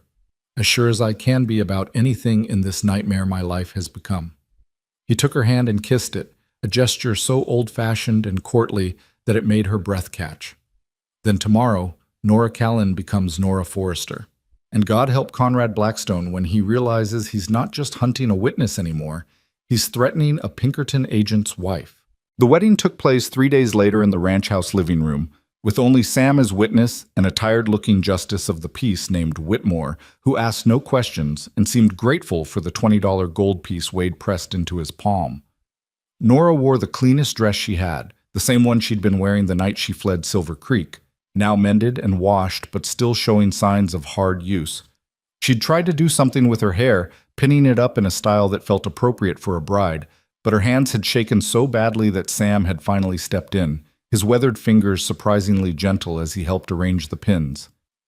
"My daughter used to wear it like this," he'd said quietly. "You look real fine, ma'am." Now she stood beside Wade in front of Justice Whitmore, acutely aware that this moment should feel momentous but instead felt surreal, like watching someone else's life unfold from a great distance. Wade had changed into clean clothes and shaved, transforming from rugged rancher into someone who looked almost civilized, though nothing could hide the dangerous competence that radiated from him like heat from a forge. "Dearly beloved," Whitmore began in a voice that suggested he'd said these words 1,000 times before and would say them 1,000 more. "We are gathered here today to join this man and this woman in holy matrimony." The traditional words washed over Nora, words about love and cherishing honor and faithfulness, for better or worse, in sickness and health till death did them part. She tried to focus on them, to treat this moment with the gravity it deserved, but her mind kept drifting to the absurdity of the situation. She was marrying a man she'd known for less than 2 weeks, marrying him to avoid being murdered, standing in a borrowed living room wearing a torn dress while her actual life lay in ruins 100 miles away. "Do you, Wade Forrester, take this woman to be your lawfully wedded wife?" "I do." Wade's voice was steady, certain, as if he made vows like this every day. "And do you, Nora Callan, take this man to be your lawfully wedded husband?" Nora opened her mouth and found her throat had closed. She swallowed hard, forced the words out. "I do." "Then by the power vested in me by the Wyoming Territory, I now pronounce you husband and wife." Whitmore closed his worn Bible with a thump. "You may kiss the bride." Wade looked at Nora, a question in his eyes. She gave the smallest nod, and he leaned in, pressing his lips to hers in a kiss that was brief and chaste, and somehow still managed to send heat racing through her veins. When he pulled back, his eyes held hers for a moment longer than necessary, and Nora saw something there she couldn't quite name, something that made her heart stutter in her chest. "Congratulations," Whitmore said, already gathering his things. "I'll file the certificate with the territorial office. Should be official within the week." After he left, escorted by Sam, who wanted to make sure he didn't linger or ask questions, Nora and Wade stood alone in the suddenly too quiet room. The simple gold band Wade had produced from somewhere now circled Nora's finger, foreign and heavy and undeniably real. "Well," Wade said finally, "that's done." "Yes." Nora twisted the ring, unable to stop touching it. I'm married. We're married, Wade corrected gently. This affects both of us, Nora. You're not alone in this. I know, She trailed off, unsure how to explain the tangle of emotions knotting her chest, relief that she now had legal protection, fear of what this meant, guilt that Wade had tied himself to her problems, and underneath it all, something else, something warm and unsettling that she refused to examine too closely. Wade moved to the window, looking out at the ranch yard where evening shadows were beginning to lengthen. I need to leave tomorrow. Go to Silver Creek and search Hendrick's office before Blackstone has a chance to destroy whatever evidence might be there. How long will you be gone? 3 days? Maybe 4? Sam will stay here with you the entire time. The ranch hands know to stay away from the house unless specifically called. You'll be safe. You keep saying that, but those men found us once. What's to stop them from coming back? Nothing, Wade admitted. Which is why you need to stay alert. Keep your pistol loaded and within reach. If anyone approaches the house, you get to the root cellar and stay there until Sam gives you the all clear. Don't try to be brave. Don't try to fight. You hide and you wait. The thought of Wade leaving, of being here without him while danger circled ever closer, made Nora's stomach churn with anxiety, but she forced herself to nod calmly. I understand. Go do what you need to do. I'll be fine. Wade turned from the window, studying her face. You don't have to pretend with me, Nora. I know you're scared. Hell, I'm scared. But scared doesn't mean incapable. You've proven that already. Have I? Because right now I feel like I'm barely holding myself together. That's because you're smart enough to understand the danger. Fools feel no fear because they can't comprehend consequences. He crossed to her, stopping close enough that she had to tilt her head back to meet his eyes. You're going to be all right. I promise you that. Don't make promises you can't keep. I don't. He reached out slowly, giving her time to step back if she wanted, and brushed a strand of hair from her face. The gesture was tender, almost intimate, and Nora found herself frozen by it. Get some rest. Tomorrow's going to be a long day. That night, lying alone in her small room with her new wedding ring catching moonlight from the window, Nora tried to make sense of what she'd done. She'd married a stranger. Actually, legally married him. She was Mrs. Wade Forrester now, bound to him by law and vow and a kiss that had lasted barely a second but somehow felt branded into her memory. She should feel trapped. She should feel like she'd made a terrible mistake. Instead, she felt something dangerously close to safe. As if by speaking those vows, by sliding this ring onto her finger, Wade had wrapped her in armor that even Conrad Blackstone's money and influence couldn't penetrate. It was an illusion, she knew. Paper and promises couldn't stop bullets. But illusions could be powerful things when you needed them badly enough. Morning came too quickly. Nora rose to find Wade already up, loading supplies onto his horse while Sam watched from the porch. She'd meant to stay inside, to say goodbye with appropriate distance and propriety. Instead, she found herself walking out into the cool dawn air, her shawl pulled tight against the chill. Wade looked up as she approached, something softening in his expression. You're up early. Couldn't sleep. She watched him check his saddle rigging, his movements efficient and practiced. Be careful, Wade. Please. I'm always careful. He secured the last strap, then turned to face her fully. Remember what I taught you. If there's trouble, don't try to be a hero. Run, hide, survive. That's the only thing that matters. And if something happens to you, then you follow the plan. 3 days, and if I haven't returned, you go to Mackenzie. He'll get you somewhere safe. Wade hesitated, then pulled a folded paper from his jacket. This is a letter to my contact in the Pinkerton office in Denver. It explains everything, who you are, what you witnessed, what I've been investigating. If I don't come back, you give this to Mackenzie and he'll make sure it reaches the right people. Nora took the letter with trembling hands. You really think something might happen to you? I think Conrad Blackstone is a dangerous man who's already killed a federal marshal to protect his secrets. I think going back to Silver Creek is a risk. But it's a risk worth taking if it means we can bring him down. Wade studied her face, then did something unexpected. He pulled her into a brief, tight embrace. I'll come back, Nora. I swear it. She clung to him for just a moment, breathing in the familiar scent of leather and wood smoke, letting herself draw strength from his solid presence. Then she stepped back, forcing herself to release him. Go. And Wade, don't make me a widow before I've properly learned to be a wife. His laugh was surprised and genuine. Yes, ma'am. I'll do my best.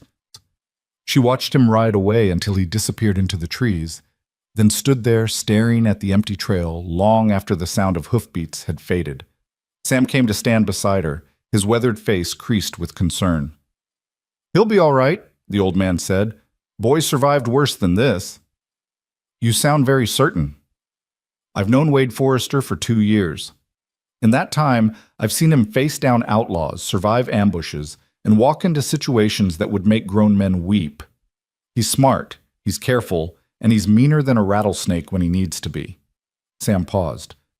But more than that, he's got something to come back to now. That makes a man fight harder. Nora looked at him sharply.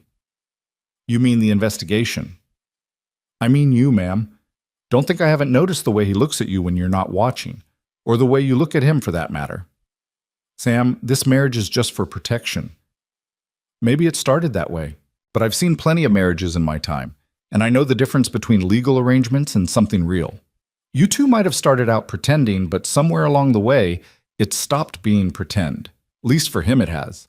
Nora wanted to argue, to insist that Sam was reading too much into simple kindness and proximity, but the words died in her throat because deep down, she feared he might be right.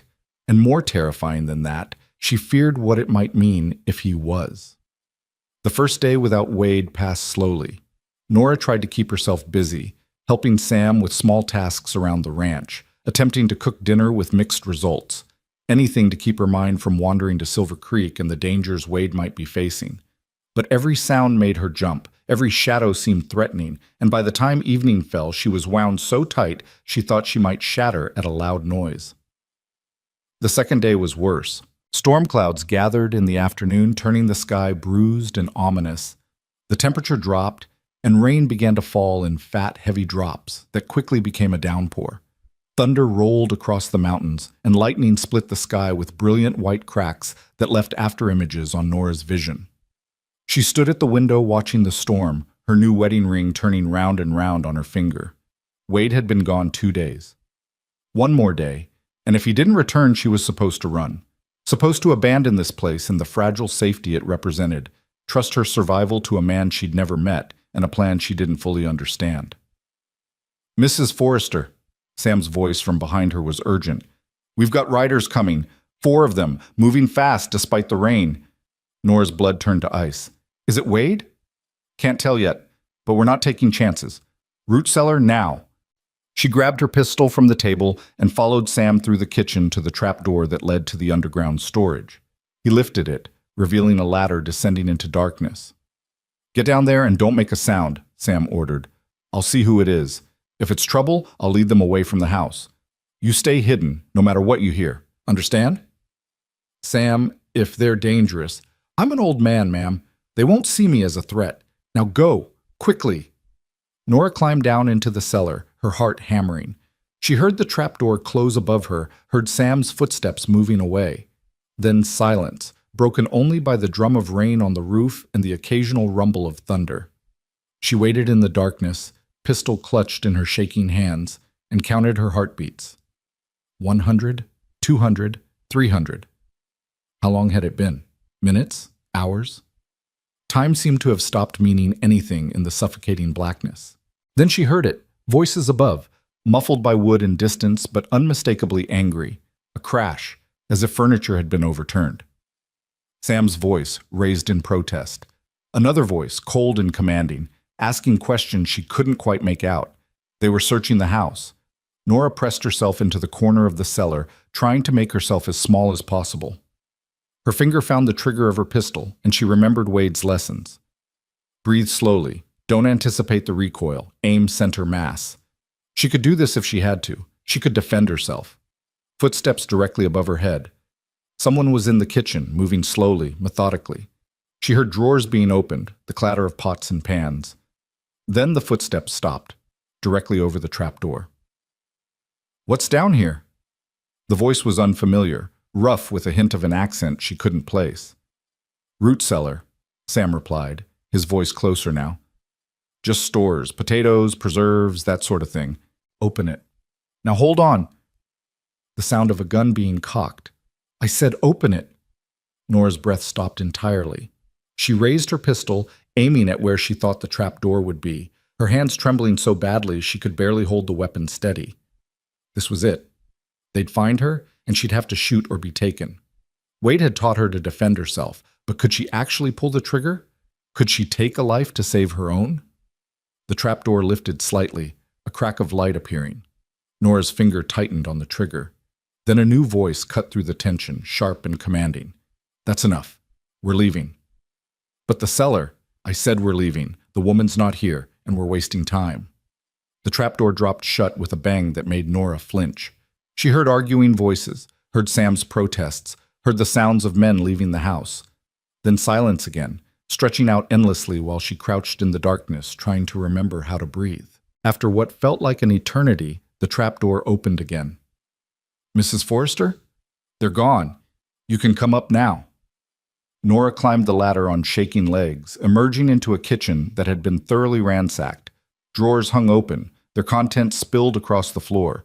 Chairs were overturned. The careful order of the house had been violated, transformed into chaos. Sam stood in the middle of the destruction, blood trickling from a split lip. I'm sorry, ma'am. I tried to keep them out, but are you all right? Nora set down her pistol and moved to him, examining his injury. What did they do to you? Just a little rough handling, nothing an old soldier can't handle. He winced as she touched his lip. They were looking for you specifically, described you perfectly. Said they knew you'd been here, that someone had seen you. But they left. Why did they leave without checking the cellar? I don't know. The one who stopped them, he was different from the others. Better dressed, smarter. He looked around the kitchen and said you weren't here, said they were wasting time.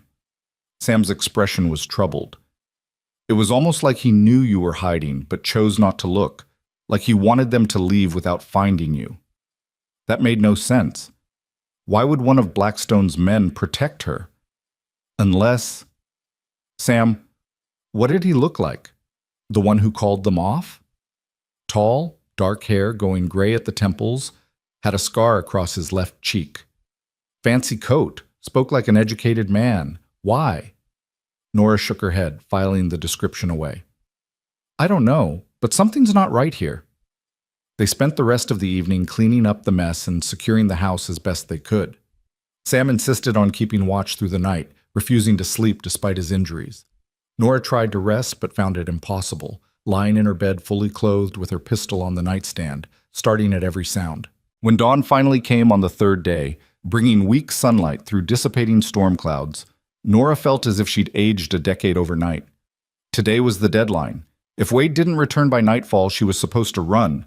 Leave this place, leave Sam, leave the fragile sense of home she'd been building here. She was packing a small bag of essentials when she heard it, a single horse, moving fast up the valley trail. Her heart leaped into her throat. She grabbed her pistol and moved to the window, then felt tears of relief spring to her eyes. Wade. He looked exhausted, his clothes muddy and torn, his face drawn with fatigue. But he was alive, he was whole, and he was home. Nora flew out the door before she could think better of it, running across the muddy yard.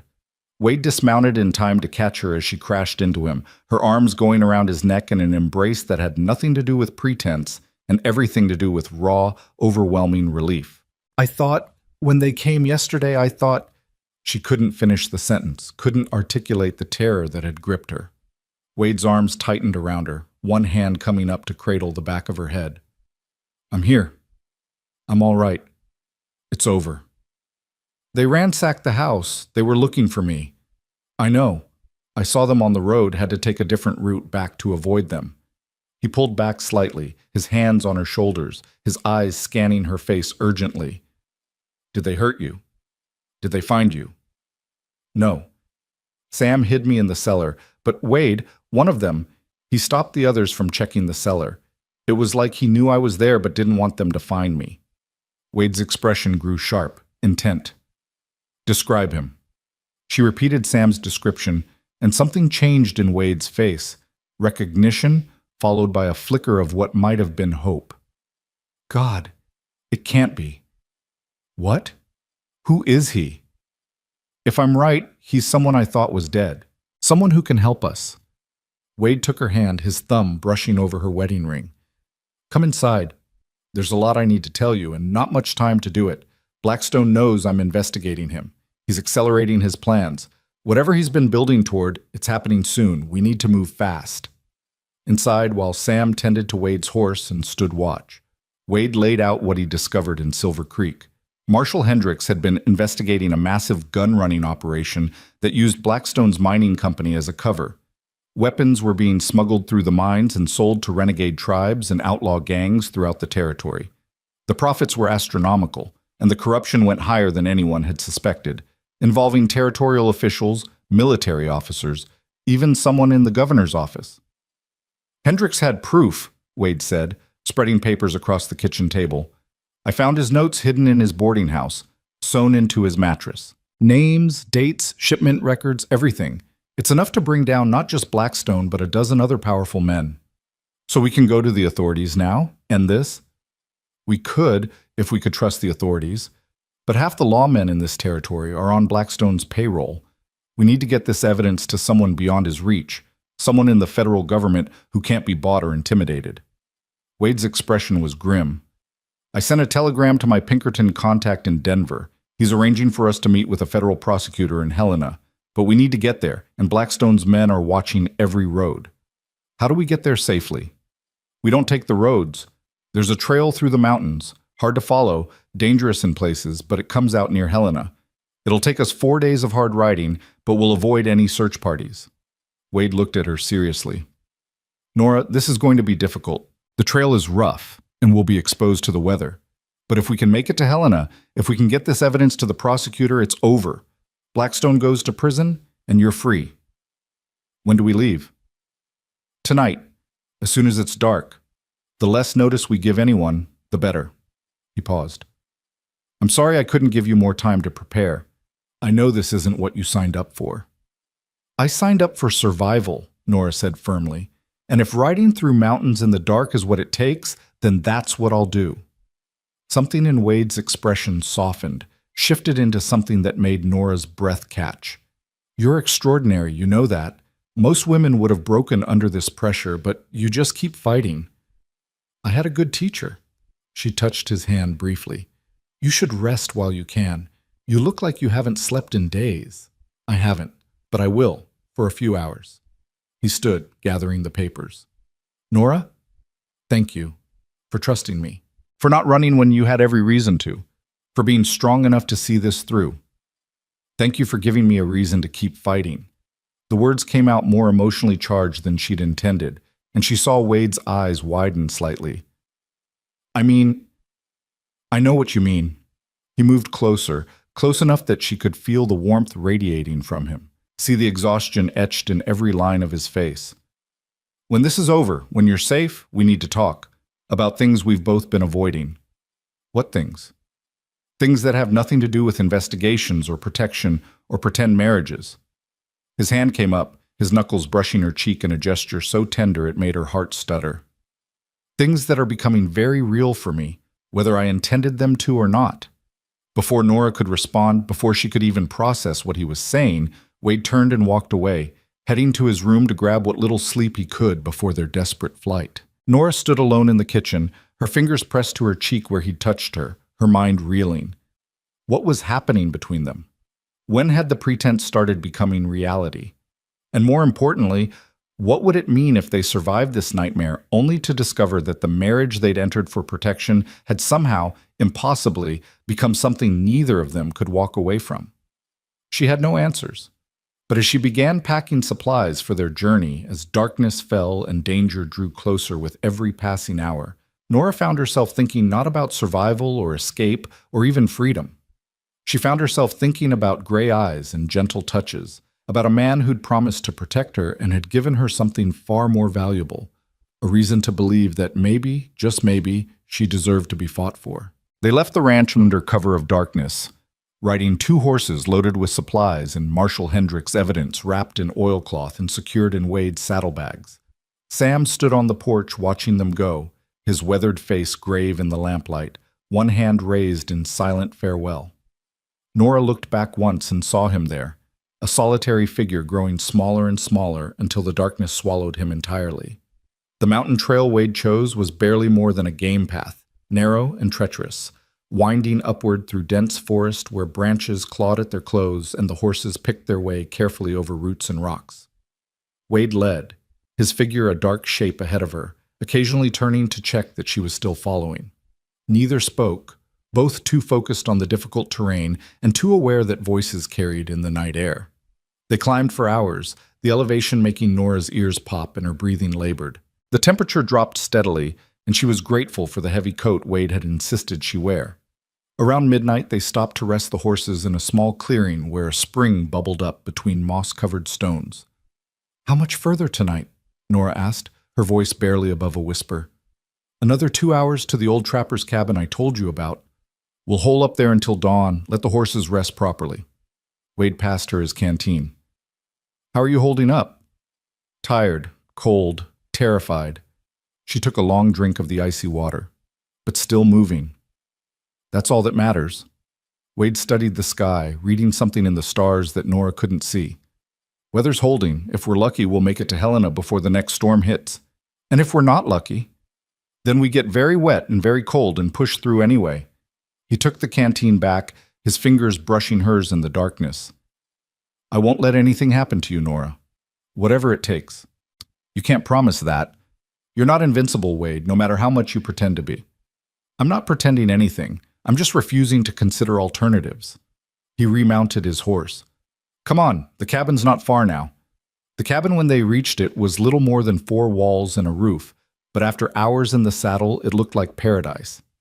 Wade got the horses settled while Nora lit a small fire in the stone fireplace, keeping the flames low so the smoke wouldn't be visible.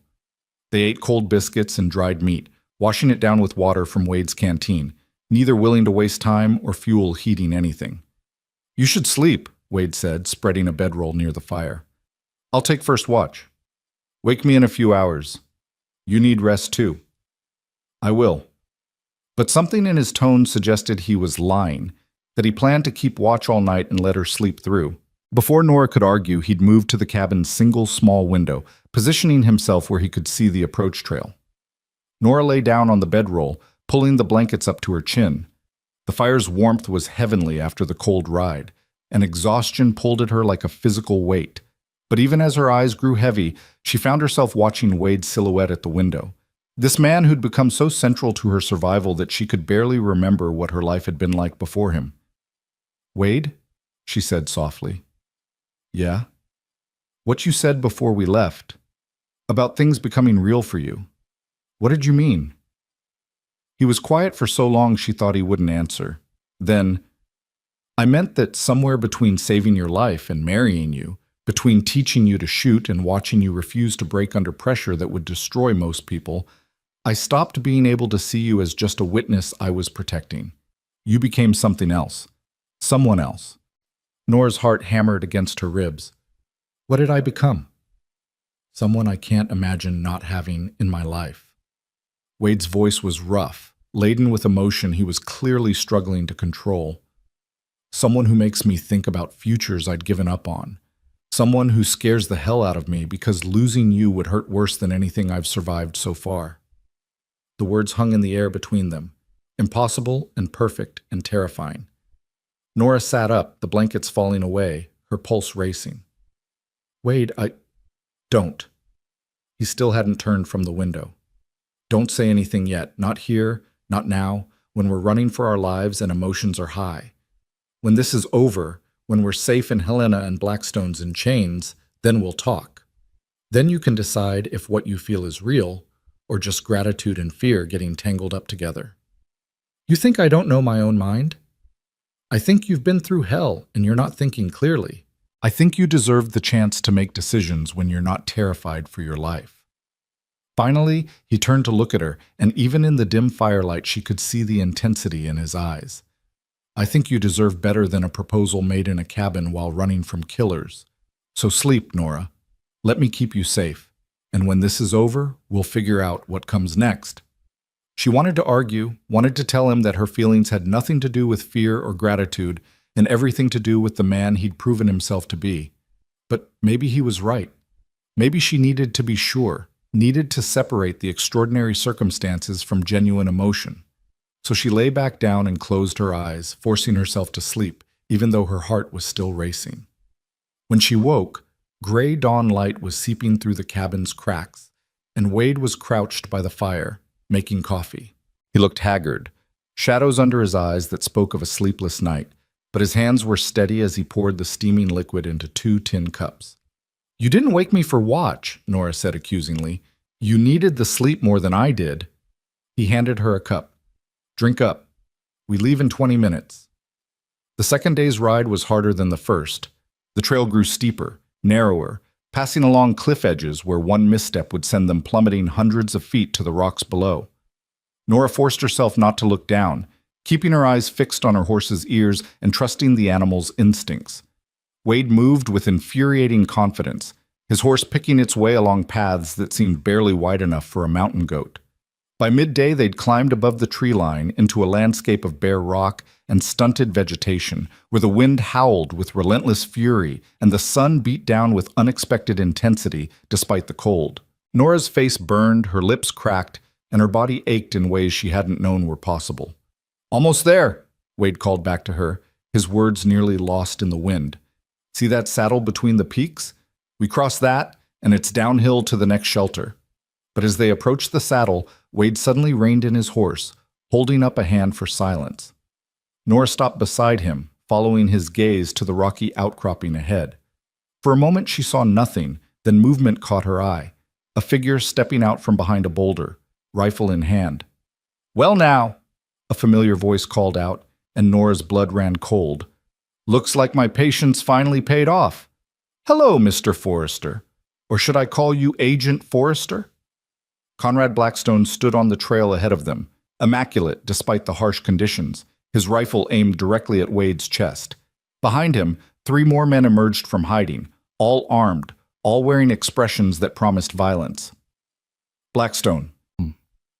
Wade's voice was dangerously calm. "How did you find us? You really think I don't know every trail in these mountains? I've been running operations here for 10 years. I know every path, every cabin, every hiding place." Blackstone's smile was cold. "When my men told me you disappeared from your ranch, I simply had to think about where a man with your background would go. This trail to Helena, it's what I'd have chosen too." "Let her go," Wade said. "Your problem is with me, not her." "Oh, but Mrs. Forrester is very much part of my problem. She saw me kill Marshal Hendricks. She's the only witness who can put a noose around my neck." Blackstone's eyes fixed on Nora, and she felt the same chill she'd felt that night in Silver Creek. "I have to admit I'm impressed. Running off and marrying a Pinkerton agent, that took imagination, but it won't save you. Nothing will." "You'll never get away with this," Nora said, forcing her voice steady despite the terror clawing at her throat. "Wade sent the evidence to Denver. Even if you kill us, it's over for you." "Perhaps, but I'll have the satisfaction of knowing you won't live to testify. And I'll take that pleasure where I can find it." Blackstone gestured with his rifle. "Both of you, dismount, slowly. Any sudden moves and my men will shoot." Wade swung down from his horse, his movements careful and deliberate. Nora followed, her legs trembling as they touched ground. This was it, she realized. They'd come so far, survived so much, only to be caught like rats in a trap. But Wade wasn't done fighting. She could see it in the set of his shoulders, the way his eyes were cataloging everything. The positions of Blackstone's men, the terrain, possible escape routes. He was calculating odds, looking for an opening. "The evidence," Blackstone said. "Hand it over." "It's not here," Wade lied smoothly. "I hid it before we left. Kill us, and you'll never find it." "I think you're bluffing." Blackstone nodded to one of his men. "Search the saddlebags." The man moved toward Wade's horse, and that's when everything happened at once.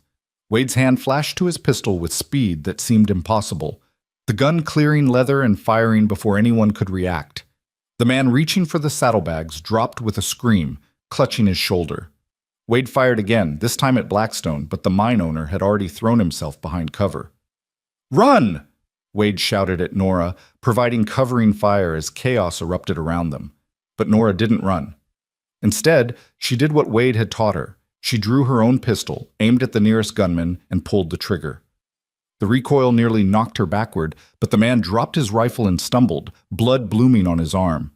Wade grabbed her hand and they ran, bullets whining past their heads as they scrambled up the rocky slope toward a cluster of boulders. One of Wade's horses screamed and went down, hit by gunfire. The other bolted, running back down the trail with the precious saddlebags still attached. They reached the boulders and dove behind them just as a bullet struck the rock where Nora's head had been, sending stone chips flying. Wade immediately returned fire, keeping Blackstone's men pinned while Nora reloaded with shaking hands. "There's a crevice about 50 feet up," Wade said between shots. "It leads to a cave system. If we can reach it, that's a big if. It's the only if we've got." Wade fired again, and one of Blackstone's men cried out. "On my signal, you run for it. I'll cover you." "I'm not leaving you. Nora, listen to me." Wade grabbed her shoulder, forcing her to meet his eyes. "You're what matters. Not the evidence, not the investigation, not revenge. You. If I can get you out of this alive, everything else is worth it. So when I say run, you run. Promise me." She wanted to refuse, wanted to tell him she wouldn't abandon him to die alone. But she saw the desperation in his eyes, the fear he was finally allowing her to see, and she understood. This wasn't about heroism or duty. This was about love, raw and real and worth dying for. "I promise," she whispered. Wade nodded, then took a deep breath and stepped out from cover, firing rapidly to force Blackstone's men to duck. "Now, go!" Nora ran. She ran like she'd never run before, her legs pumping, her lungs burning, bullets kicking up dirt at her feet. Behind her, she could hear Wade's pistol firing, could hear him shouting to keep their attention on him. The crevice seemed impossibly far away, and she was certain with every step that the next bullet would find her. Then hands grabbed her from the side, yanking her into shadow. She screamed and struggled until a voice hissed, "Easy, Mrs. Forrester. I'm on your side." Nora found herself staring at the man from the ranch, the one who'd stopped the search, the one with the scar across his cheek. Up close, she could see he was older than she'd thought. His dark hair heavily threaded with gray, his face lined with years of hard living. "Who are you?" she gasped. "Name's Thomas Hendricks. The Marshal Blackstone murdered was my brother." His eyes were hard as flint. "I've been tracking Blackstone for months, got myself hired on with his operation. When I realized you were the witness, I did what I could to protect you without blowing my cover." "Wade, he's still out there." "I know. Come on, there's another way down." Thomas pulled her deeper into the crevice, into darkness that opened into a larger cave. "This system connects to a trail on the far side of the mountain. We can circle around, come at them from behind." "We have to help him." "We will. But not by running back into their guns." Thomas was already moving, clearly familiar with these caves. "Trust me, Mrs. Forrester. I want Blackstone dead as much as you do." They navigated the cave system quickly, Thomas leading with confidence born of previous exploration. Within minutes, they emerged on the far side of the ridge, the sounds of gunfire echoing from above. Thomas handed Nora a rifle from somewhere. "You know how to use this?" "Well enough." "Good. Because we're about to even the odds." They climbed quickly, silently, coming up behind Blackstone's position. Nora could see Wade now, pinned behind the boulders, his ammunition clearly running low. One of Blackstone's men was flanking him, creeping around the rocks with a pistol raised. Nora didn't hesitate. She raised the rifle, sighted down the barrel like Wade had taught her, and fired. The man dropped, and suddenly everyone's attention shifted. Thomas opened fire as well, and Blackstone's remaining gunman found themselves caught between two directions of attack. "Drop your weapons," Thomas shouted. "It's over, Blackstone." But Conrad Blackstone had no intention of surrendering. He broke from cover, running not away but directly at Wade's position, his rifle raised. Nora saw his intention a heartbeat before he pulled the trigger and screamed Wade's name in warning. Wade rolled aside, the bullet meant for his head striking rock instead. He came up firing, but his pistol clicked empty. Blackstone smiled and took aim again. The shot that stopped him came from an unexpected direction. One of Blackstone's own men, the one Nora had wounded in the arm, had his rifle pointed at his employer, smoke curling from the barrel. "I ain't dying for you, Blackstone," the man said, "and I ain't hanging for murder neither. This is done." Blackstone looked down at the blood spreading across his chest, his expression one of complete disbelief. He tried to raise his rifle, but his strength failed him. He collapsed to his knees, then pitched forward onto his face and lay still. The sudden silence was deafening. Nora ran to Wade, throwing herself into his arms. He caught her, holding her so tight she could barely breathe, his face buried in her hair. "You're alive," he kept saying. "God, Nora, you're alive. So are you." She pulled back enough to see his face, to touch him and confirm he was real and whole. "When I thought he was going to kill you, I know. He kissed her forehead, her cheeks, finally her lips in a kiss that had nothing to do with pretense and everything to do with relief and desperation and something deeper that neither of them could deny anymore. Thomas Hendricks approached, rifle lowered. "We should move. There might be more of his men nearby." "You're right." Wade reluctantly released Nora, though he kept one arm around her waist as if afraid she might disappear. "We need to get to Helena, get this evidence to the prosecutor." "I'll come with you," Thomas said. "I can testify about my brother's investigation, corroborate everything you've found. Between the three of us, we'll bury what's left of Blackstone's operation." They retrieved Wade's surviving horse and the precious saddlebags, collected what weapons and supplies they could carry, and started down the mountain. Blackstone's wounded gunmen agreed to testify in exchange for leniency, confirming what they all suspected. The corruption went deep, involving officials throughout the territory. The rest of the journey to Helena was grueling, but uneventful. They pushed hard, stopping only when absolutely necessary, driven by the knowledge that Blackstone's allies might still try to stop them. But no one came. Perhaps word had already spread of Blackstone's death.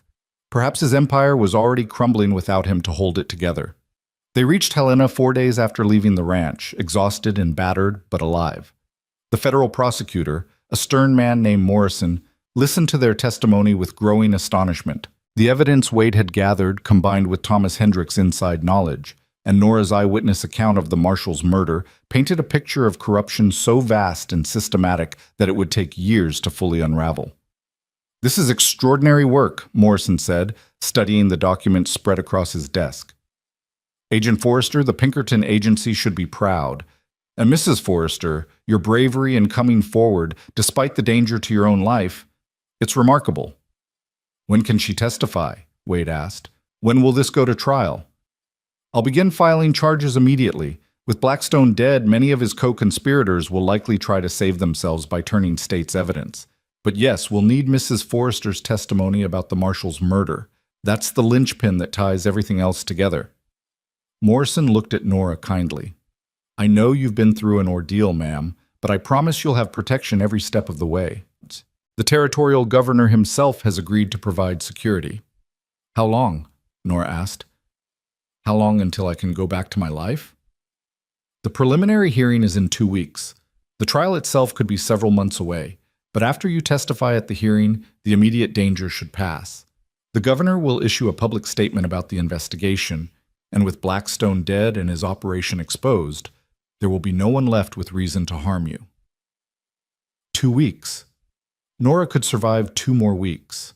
The prosecutor arranged for them to stay in a boarding house under guard until the hearing. Nora and Wade were given separate rooms. Propriety demanded it despite their marriage. But that first night, as she lay in a real bed for the first time in over a week, Nora found herself unable to sleep. Too much had happened. Too much had changed.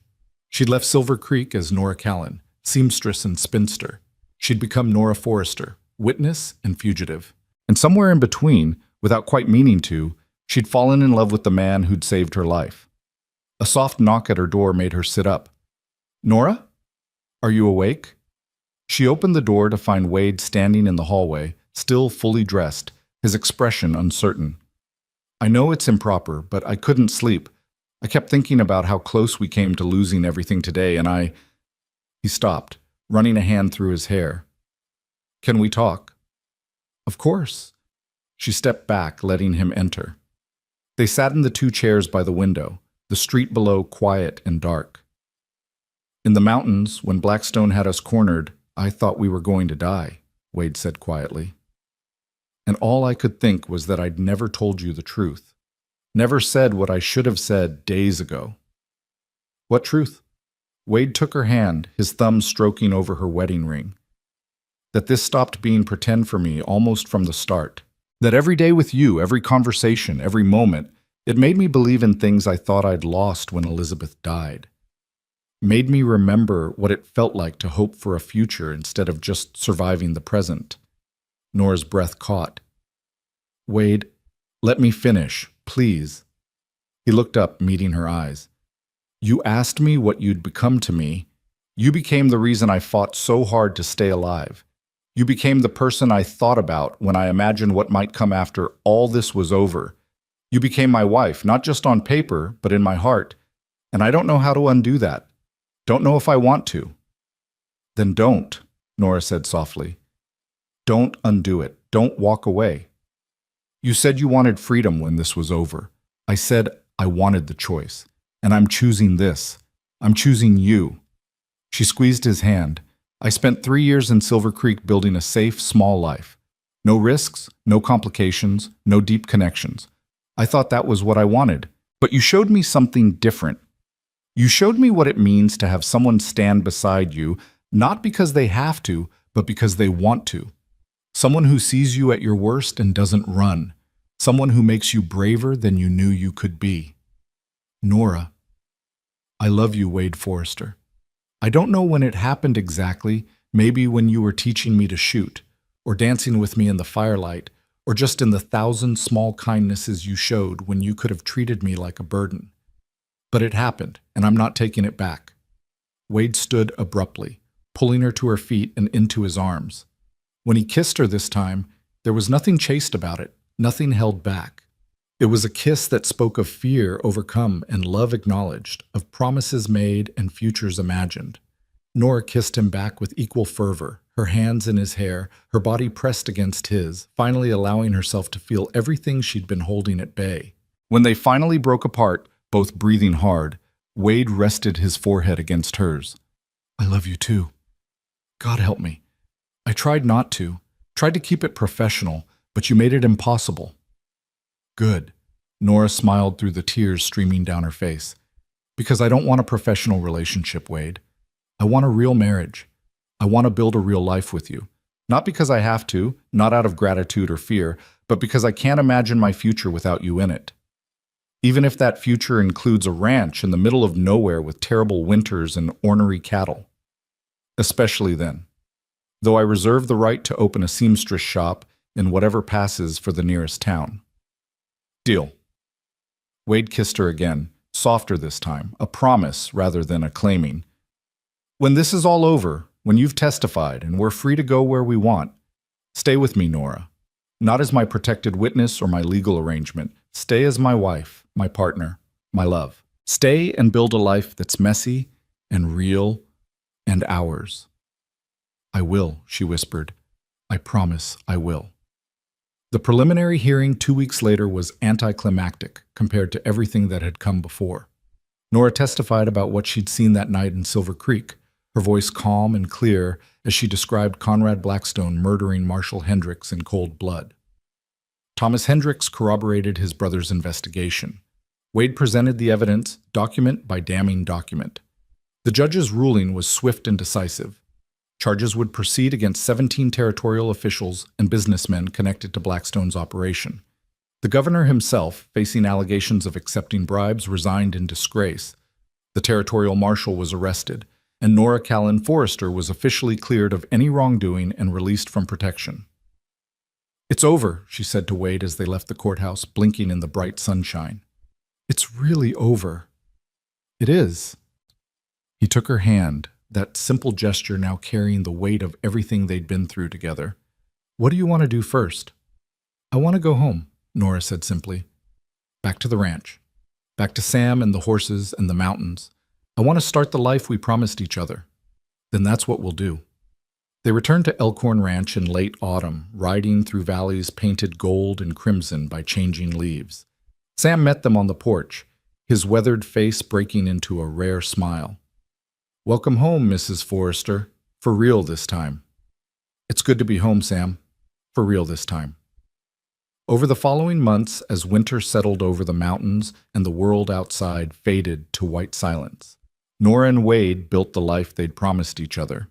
She opened a small seamstress shop in the nearest town, taking commissions from ranchers' wives and townspeople who quickly learned that Mrs. Forrester had skills that extended well beyond simple mending. Wade continued his work with the Pinkertons, but he chose assignments closer to home, cases that let him return to Nora at the end of each day instead of disappearing for months at a time. They argued sometimes about little things and big ones. They learned each other's quirks and habits, the ways they fit together, and the places they rubbed each other wrong. But through it all, they loved, deeply, permanently, with the kind of certainty that came from having faced death together and chosen life. The trial, when it finally came the following spring, lasted 3 weeks and ended with convictions for everyone involved. The territorial papers called it the biggest corruption scandal in Wyoming's history. Politicians and businessmen went to prison, laws were changed. And somewhere in the middle of all the legal maneuvering and public outrage, Nora's testimony about that night in Silver Creek became the linchpin that held everything else together, just as Prosecutor Morrison had predicted. On the day the verdicts were read, Wade took Nora's hand as they sat in the courtroom and whispered, "You did it. You brought them all down." "We did it," she corrected.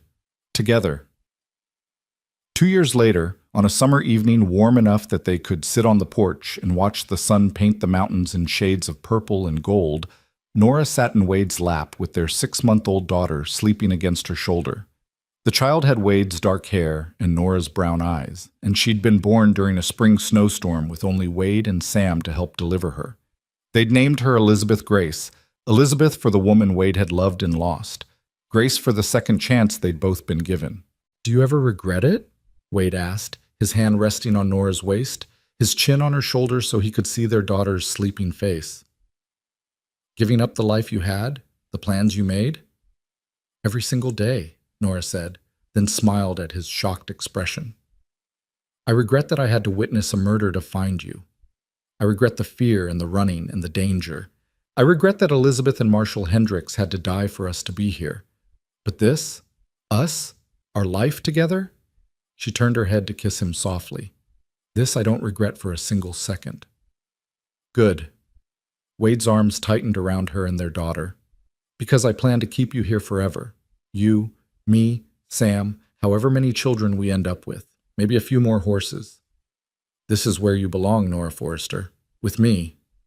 "I know," she said, leaning back against him and watching the sun sink lower toward the mountains. "I figured that out the night you taught me to dance, or maybe the day you taught me to shoot. Definitely by the time you married me to keep me safe." She paused, considering. "Actually, I think I knew the moment you dropped that rope down the alley wall in Silver Creek. Everything after that was just me catching up to what my heart already knew." "And what was that?" "That some cowboys are worth trusting your life to, and some marriages that start with fear, end with love that can outlast anything."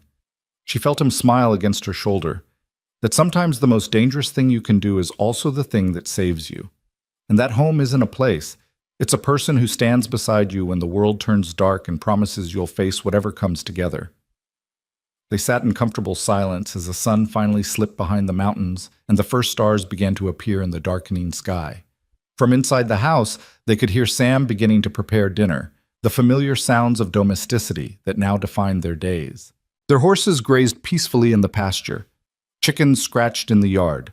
Somewhere in the distance, cattle lowed as they settled for the night. It was an ordinary evening on an ordinary ranch in the Wyoming Territory, with nothing to distinguish it from thousands of other evenings in thousands of other homes across the West.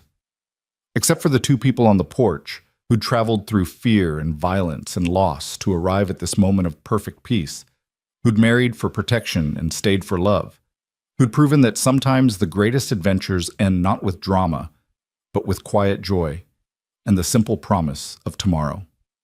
Wade kissed the top of Nora's head, breathing in the familiar scent of her hair, feeling the weight of their daughter in her arms and the solid realness of this life they'd built together. "I love you, Nora Forrester." "I love you too, Wade Forrester." She smiled, content and complete. Now and always. Years later, when their children were grown and their hair had turned gray, when the ranch had expanded and the territory had become a state, when the story of the witness and the Pinkerton had faded into local legend, Wade and Nora would still sit on that same porch and watch the sunset together. They'd hold hands and remember the terror and the triumph, the running and the fighting, the moment in a ranch house living room when they'd spoken vows that started as necessity and became truth. "You know what I think?" Nora would say, her voice carrying the soft rasp of age but losing none of its strength. "I think I was supposed to witness that murder. I think I was supposed to run and hide and be terrified. Because it was the only way the universe could get me to stop being so damn careful and actually live." "You think God wanted you to see a man get killed?" Wade would tease, his arm around her shoulders, his body still solid despite the years. "I think God wanted me to meet you, and he knew I was too stubborn to do it any normal way, so he had to get creative." She'd lean into him, fitting against his side the way she had for decades. "Best creative decision he ever made, if you ask me." And Wade, pulling her close as the sun painted the sky in shades of fire and the wind whispered through the pines, would have to agree. Because some love stories start with gunfire and end with grace, and some promises made in fear become the foundation of joy that lasts a lifetime. They'd married for protection but found something infinitely more valuable. They'd found home in each other's arms, found peace after violence, found love that could outlast fear itself. And in the end, that was the only story that mattered, the only truth worth telling. The seamstress and the cowboy, the witness and the agent, the woman who ran and the man who saved her, became simply Nora and Wade. Two people who'd faced the darkness together and chose every day, for the rest of their lives, to walk toward the light hand in hand. And they lived, as the old stories say, happily ever after.